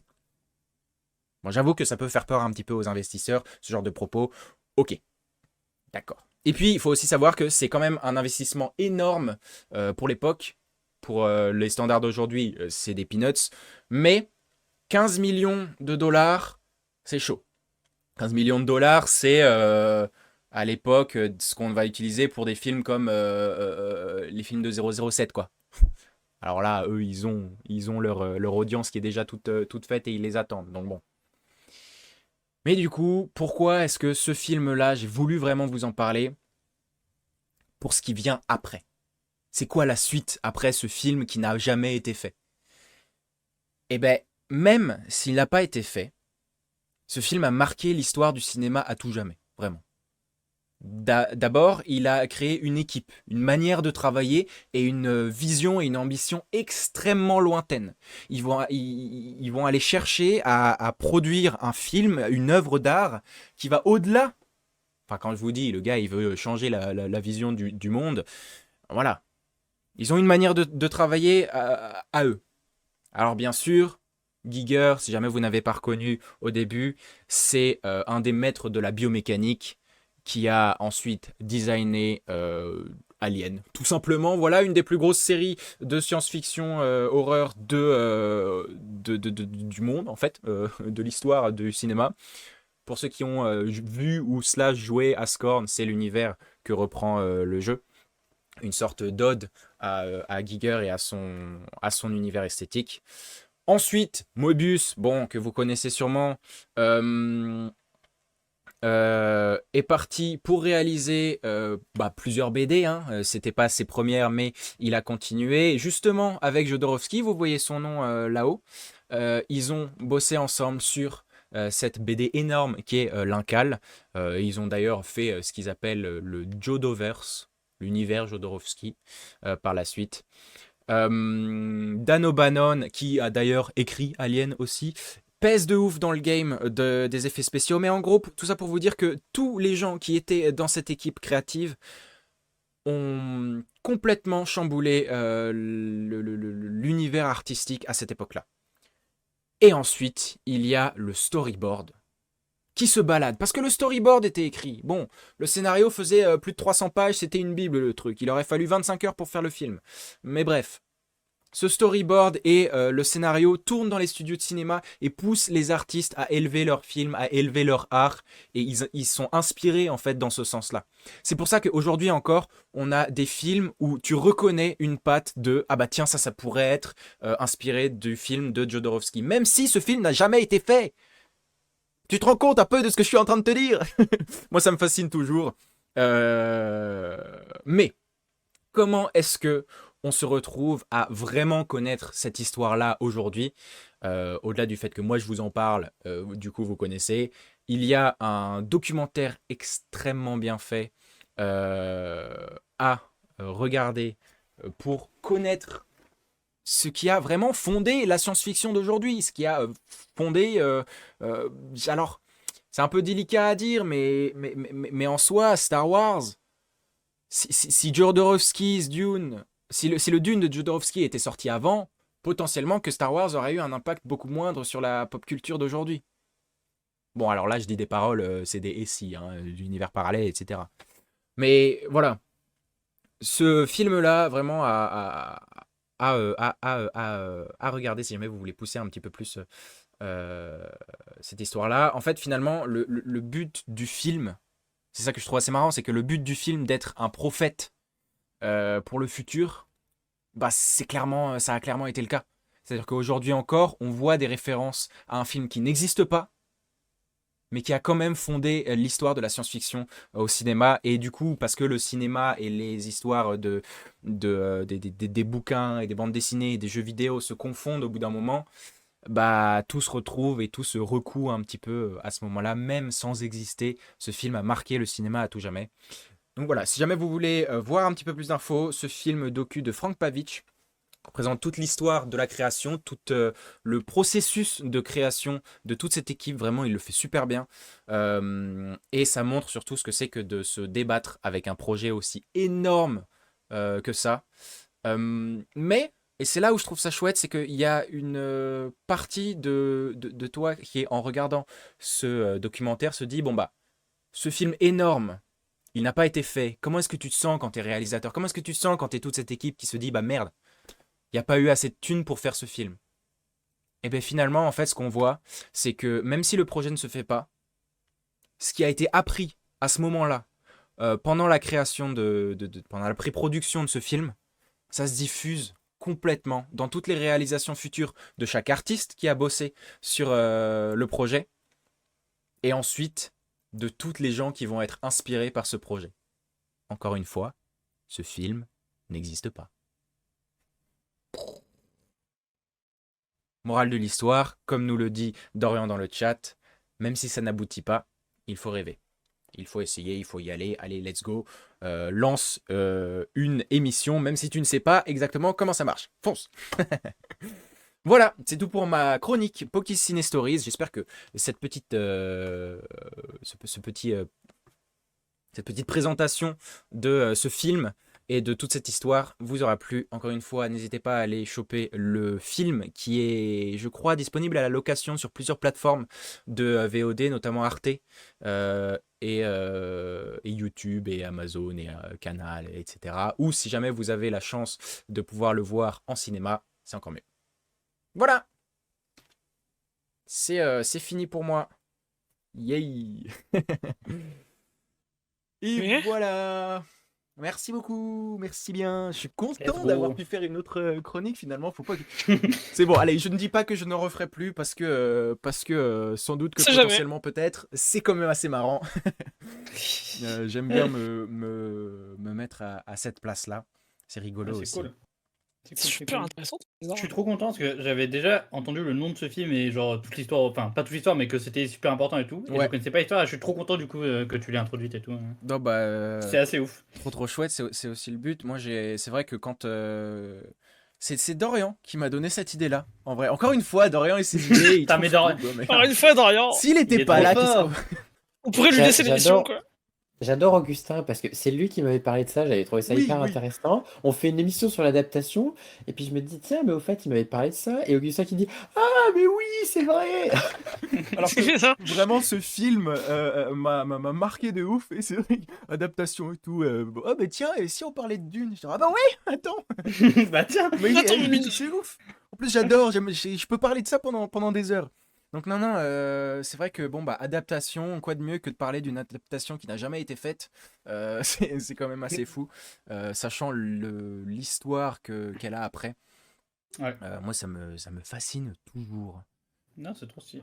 Ouais. Trop stylé. Et c'est là qu'on voit en fait ce qui est intéressant au niveau de l'adaptation et ça rejoint ce que vous disiez les garçons par rapport aux jeux vidéo, c'est que l'œuvre est là, l'univers est là. Ce qui est intéressant et ce qui est fascinant, c'est de voir ce qu'on en fait, comment on le traduit, on le sublime Mm. par d'autres Mm. moyens, par une Mhm. invention de gameplay, par tout ça. Et c'est ça qui est vraiment enfin, qui fait que on n'arrêtera jamais de faire des adaptations, je pense, et que d'une certaine manière, même si elles sont pas tous bien, que ce soit dans le jeu vidéo ou que ce soit dans les films, c'est quand même bien qu'on essaie de s'y frotter, je trouve. C'est ça. Ouais. Ouais, je suis d'accord. Ouais, Mais en vrai, moi, c'est un truc que je pense assez souvent, que ce soit pour les films, les jeux vidéo ou les livres, c'est genre, en soi, j'en ai rien à faire qu'on me raconte la même histoire, tant qu'on me la raconte différemment. Genre qu'on utilise des autres mots, qu'on utilise des autres plans de caméra ou qu'on utilise un autre gameplay. Raconte-moi Ouais. la même histoire. Globalement, c'est toujours la même histoire, de toute manière. Donc, je trouve que l'adaptation, ça se prête aussi assez bien à ce propos. d'autant que bon, on raconte toujours la même histoire, mais Star Wars, que ce soit en jeu vidéo, en livre, en film, en série, en dessin animé, fondamentalement, c'est toujours le même archétype de narration, c'est toujours le mythe du héros de Campbell. ça. Bon, Ouais. Bah, au bout d'un moment, tu vois, fondamentalement, ça raconte toujours la même si chose, jamais mais on remonte c'est aussi jamais loin, pareil, toutes tu vois. les histoires sont absolument les mêmes. Oui. C'est vrai. Bah ouais, c'est Non, mais tu vois sûr. ce que je veux dire, tu sais, c'est qu'en fait, Oui. fondamentalement, Star Wars, ça, à part là, depuis quelques temps, je trouve, mine de rien, avec les séries et les dessins animés et tout, mais en fait, pendant longtemps, ça racontait fondamentalement la même chose. Les trilogies racontent toutes la même chose dans l'idée. Mm. N'ont jamais même de propos sous-jacents différents. Mm. Mais à chaque fois, on te raconte de la même chose. En fait, on te raconte on te le raconte de manière différente. C'est On ça. te montre de nouvelles choses. Et même au-delà du propos sous-jacent, mais du propos ultra principal du truc. Et même que ça aille jusqu'au plan de caméra, ce qu'on te montre visuellement, etc. On te montre toujours des choses différentes. Carrément. C'est ça qui fait que c'est toujours cool de voir des nouvelles choses, quoi. Ouais. Même Ouais, sur d'où une même œuvre de base. D'où le mot de Dorian qui disait qu'en vrai, adapter, ça reste être créatif en fait. Bah, C'est carrément. parce qu'on adapte tout le temps en fait. Moi, je mine sais de que, rien. tu vois, il y a. Bah, par exemple, prenons cet exemple-là, Dune. Si jamais il n'y avait pas eu de Mhm. film fait dessus, Au hasard. je n'aurais absolument pas connu cet univers-là. C'est-à-dire qu'il ouais. y a aussi ce truc-là de. Ça permet aussi à d'autres personnes qui regardent un autre type d'art, une autre forme d'art, plus communément que bah, genre lire 72 bouquins de Star Wars ou par exemple, ceux qui veulent pas forcément voir les séries animées peuvent quand même apprécier l'univers dans les films ou dans les jeux vidéo. Ça permet aussi ça. Et c'est aussi comment est-ce que un artiste va reprendre C'est ça. une histoire qui est déjà existante. Par exemple, moi, là, je reste dans mon objectif Dune, et non Mhm. pas objectif Lune, hahaha, lol. Allez. Tintin, j'ai la ref. Denis Villeneuve, Ouais. film que j'ai trouvé vraiment magnifique. Ouais. Et qui, du coup, on voit vraiment l'artistique au profit de l'histoire. Et comment est-ce que lui a réussi à sublimer cette histoire qui a pas vraiment marché dans la version de Lynch. Clairement. Ouais, moi j'ai beaucoup aimé aussi Ce qui est Vas-y, Dorian. ce qui est intéressant aussi, c'est que En fait, les temps changent, les techniques évoluent, Oui, oui, oui. la pensée évolue, et c'est là qu'on se rend compte en fait, on peut adapter et réadapter quand c'est dans le cas de plusieurs adaptations, que des chefs-d'œuvre, parce qu'en fait, c'est des choses qui seront intemporelles, qui seront toujours intéressantes à entendre, et qui, chaque fois, avec le point de vue d'un artiste différent, à une époque différente, résonnera d'une manière nouvelle. C'est comme si adapter, c'était redécouvrir, recréer d'une certaine manière. Donc Ouais. ça se lassera jamais. Sauf si on adapte des trucs nuls. Mais bon, là, Le Roi Lion, Bon, par après- exemple, ce qu'ils ont fait avec les. J'ai vraiment pris le meilleur exemple pour. Mais là, il n'y a appuyer tes pas propos. de. Il a pas de recréation, quoi. Ouais, bon, ouais. Ouais, c'est des nouvelles ouais. technologies. C'est sûr, Ouais, c'est bon, sûr. ouais. c'est sûr, mais bon. techniquement, c'est magnifique. Ça, c'est vrai, Par ça, c'est contre, vrai. le Non, film, mais- ils ont pris l'un et puis pouf, ils l'ont chié à côté. Pour le coup, je m'y connais pas assez, mais peut-être que d'un point de vue innovation technologique, c'est intéressant pour le cinéma. Tu Alors vois, ça voilà, c'est sûr, ça peut. c'est sûr. Franchement, moi je vois ça et je me dis non mais rien que pour ça, ça vaut le coup. On peut Ouais, dire ce qu'on veut sur le Ouais, parce qu'il principe. il était sublime. Hein. Ah oui, oui, oui, non, c'est incroyable. Et puis Oui. tu vois toutes les avancées technologiques que ça permet. Non, c'est dinguissime. Ouais, ça se dit, Dinguissime. forcément. Dinguissime, ouais. J'utilise le mot Purée. dinguissime. Incroyable. Oufissime, dingus, je mélange différents mots. Non, c'est bien dinguissime. Je j'ai pas critiqué, hein, c'était juste, j'ai juste Laisse-moi envie de dire remettre. dinguissime comme je veux. Là. Mais Laisse-moi je dire critique dinguissime vraiment comme pas, je veux. ça me paraissait juste rigolo, c'est À tout. tout J'ai moment, t'es relancé. viré. À tout moment, t'es viré, Louis. Fais pas mal. J'ai. OMG, attention parce que là on aura toute la pause, sachant que Je vous suis- reviendrez que début 2023 finalement. Je suis là, je suis pas Ou lui. pas, du coup. Sauf lui, du coup, Voilà. il est J'y toujours. suis pour rien. Moi, j'y suis pour rien. Aïe, aïe, aïe, quoi. Non, bah écoutez, moi, c'est un peu. Je pense qu'on va finaliser doucement cet épisode. Sauf si Ouais, on a carrément. des nouvelles choses à proposer. Est-ce que vous avez des. On en a cité beaucoup, mais est-ce que vous avez des. Ah, Louis, ouais. J'ai un truc, tu parlais du jeu vidéo Dune tout à l'heure, je Ouais. me permets juste de préciser. Le jeu vidéo Dune Spice Wars, qui est un jeu, du coup, jeu de stratégie en temps réel, Ouais. est sorti. Bon, c'est sorti cette année, mais est sorti tout récemment, du coup, sur un truc encore plus accessible techniquement sur le Game Pass, hier. Et c'est un fait par un studio français, c'est fait par un studio bordelais, Chiro, et c'est Asobo. plutôt cool.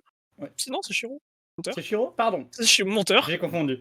Et moi, je me permets de passer à un deuxième truc, du coup. C'est vachement tu bien. as parlé de jeux de société. Je ne l'ai pas essayé, mais il paraît qu'il est très bien de source Il sûre. Dune Imperium, c'est très très bien, paraît-il. J'avais eu des retours de mon directeur créatif dans mon ancienne entreprise, et c'était, selon lui, c'était vraiment très cool, et c'était franchement sympa comme. C'est ça. Très bon jeu de société, paraît-il. Pas jeu Et, moi-même, mais- pas encore eu l'occasion de l'essayer. Mais un jour, ce serait rigolo quand même. Trop cool. Et Voilà, bah, voilà. écoutez, on a des recommandations en plus de ça ce soir. Exceptionnel. Dorian, une petite recommandation, un truc Pas une recommandation, mais je me dis qu'en fait, on sera obligé de refaire un épisode 2 sur les adaptations quand sera sorti Hogwarts, je sais plus trop quoi. Hogwarts Legacy, ouais. Hogwarts Legacy. Ça sort bientôt, hein. Épisode Le problème, c'est que spécial c'est. sur Harry Potter. Le problème, c'est que Du coup, c'est dans 2 mois, hein, donc. Peut-être pour enfin, ceux qui 23. savent, pas, c'est un gros jeu Star Wars assez. Non, Harry Harry Potter. Potter, Harry Potter il a est lancé envie- dedans. Ouais, c'est fini. Sors de là, Donc, je sors de. un gros jeu Harry Potter assez ambitieux qui va pas tarder à sortir. Dont pas C'est- mal de gens rêvent. Voilà. Février 2023, je crois. Encore C'est Legacy. ça. Janvier, février. Bah, Un ça truc comme pourrait ça. nous permettre de faire un épisode sur Harry Potter et notamment les différentes adaptations qu'on a pu avoir, notamment quel film magnifique que sont les animaux fantastiques. Et Ouais, ok. Non, mais je peux être médisant à faire une fixette, mais dans la même période que Hogwarts Legacy, il y a Star Wars Jedi Survivor, la suite de Fallen Order qui sort. Ah bah décidément, que de grands on a jeux là. compris, Alors, Louis-Marie, très que tu franchement, aimais beaucoup Star Wars. On a compris. 2023, je pense, sera une année de fou pour le jeu vidéo. Ah ouais. Mais autre sujet, autre débat, mais je pense que 2023 sera vraiment une année de fou pour le jeu vidéo. Il y a trop de trucs qui sont annoncés, qui ont l'air exceptionnels. Ah non, ça c'est Fallen Order ça. Oui, Mais c'est la suite de Survivor qui Fallen va Order, sortir. du coup. Sur Suite de Fallen Order. Et parce que 2023, on a ça, on a le remake, enfin bon, c'est un remake, mais on a le remake de Dead Space qui va sortir, qui va quand même être une avancée technologique de fou, notamment en sound design. Mais il me faudrait Oui, une je chronique entière pour en parler, tellement c'est exceptionnel. On a, comment ça s'appelle, on a le prochain Zelda la suite de Zelda Breath of the Wild qui va sortir Oh aussi, oui. mine de rien. Qui sera sans doute, Très très en bien. tout cas j'espère, Dernier sera Pokémon sans là, qui est doute sorti, exceptionnel. quoi hier Me relance pas. aujourd'hui. Alors, Allez. On en a parlé avant l'émission, me relance on pas. en a parlé juste avant l'émission. Bon, Ah, t'étais pas là peut-être, Vas-y, me relance pas, me relance pas. peut-être taper un petit peu avec un bout de bois pour voir ce que ça donne. Non, mais voilà. Je pense que c'est la fin de cette émission. Ça m'a fait vraiment ça. trop plaisir de parler de ça avec vous, les c'était gars. très rigolo. Très très Et bien. avec Pancho qui n'est plus là. Et puis évidemment avec vous dans le chat. Même si Salut. je crois en fait que le changement d'horaire et le changement de jour a un petit peu perturbé certains qui m'ont demandé mais c'est pas mercredi normalement pendant l'émission là. Voilà. Mercredi d'habitude. Euh, Bizarre. merci beaucoup. Donc bah voilà, Noisette qui était dans le chat. Du long, ça fait très Elle est plaisir. là. Petit mot comme Merci pour d'habitude. Lucas. N'oubliez pas d'aller suivre les réseaux Instagram, Facebook, Twitter. Alors, est-ce que Twitter va continuer à vivre? On ne sait pas. Petite blague. Non, mais c'est vrai qu'on se pose la question. On se pose la question. On verra. Évidemment, rediffusion disponible sur YouTube dans quelques jours et podcast qui arrive bientôt. Encore une fois, n'hésitez pas à nous suivre sur toutes les plateformes de podcast. On sait maintenant que ça nous aide à booster un petit peu parce que ça permet de partager l'émission. N'hésitez pas à partager l'émission quand elle est en live ou quand on a par exemple les petits récaps qu'on sort à chaque fois qu'on en fait une, qui sont généralement assez rigolos. C'est moi qui les monte, je me jette des fleurs à moi-même. Oh, ils sont très bien tes récaps. mec. Ah bah merci, ça fait plaisir. Voilà, c'était pour avoir ce genre de réaction que j'ai dit ça. Le mec. Voilà, en tout cas, merci beaucoup. On se retrouve alors pas vraiment 2 semaines parce que c'est mercredi 30 avec un invité qui est vraiment là pour le coup de qualité, un créateur qui fait énormément de choses. On va être sur du chorégraphe, du coup metteur en scène de spectacles de danse, réalisateur, musicien aussi qui compose ses propres spectacles et ses propres productions, et aussi bien sûr parce que il faut aussi ajouter ça, c'est un danseur, Grégoire Manès, qui arrive du coup sur Créatalk le 30 novembre. Soyez là, 18h30. Nous on sera là cette fois le mercredi, pas comme cette fois-ci. Avec quelqu'un dont le curriculum vitae ne s'arrête jamais. Voilà, à chaque fois. Trop hâte la danse, trop bien. Je vais avoir un avis sur Just Dance. Ah bah, tu pourras lui poser la question. Évidemment, encore une fois, il est possible de poser les questions au préalable avant l'épisode sur les différentes plateformes, les différents réseaux sociaux. Voilà, je me tais pour ce qui est de l'autopromo, mais en même temps, c'est ce qu'il faut pour partager l'émission et pour pouvoir avoir de plus en plus de gens qui profitent de ces discussions-là. Sur ce, Et un les jour des gars, salaires. voilà. Voilà. Sur ce, les gars, merci beaucoup encore une fois. Merci à tous. C'est un plaisir. Ciao ciao. Toujours.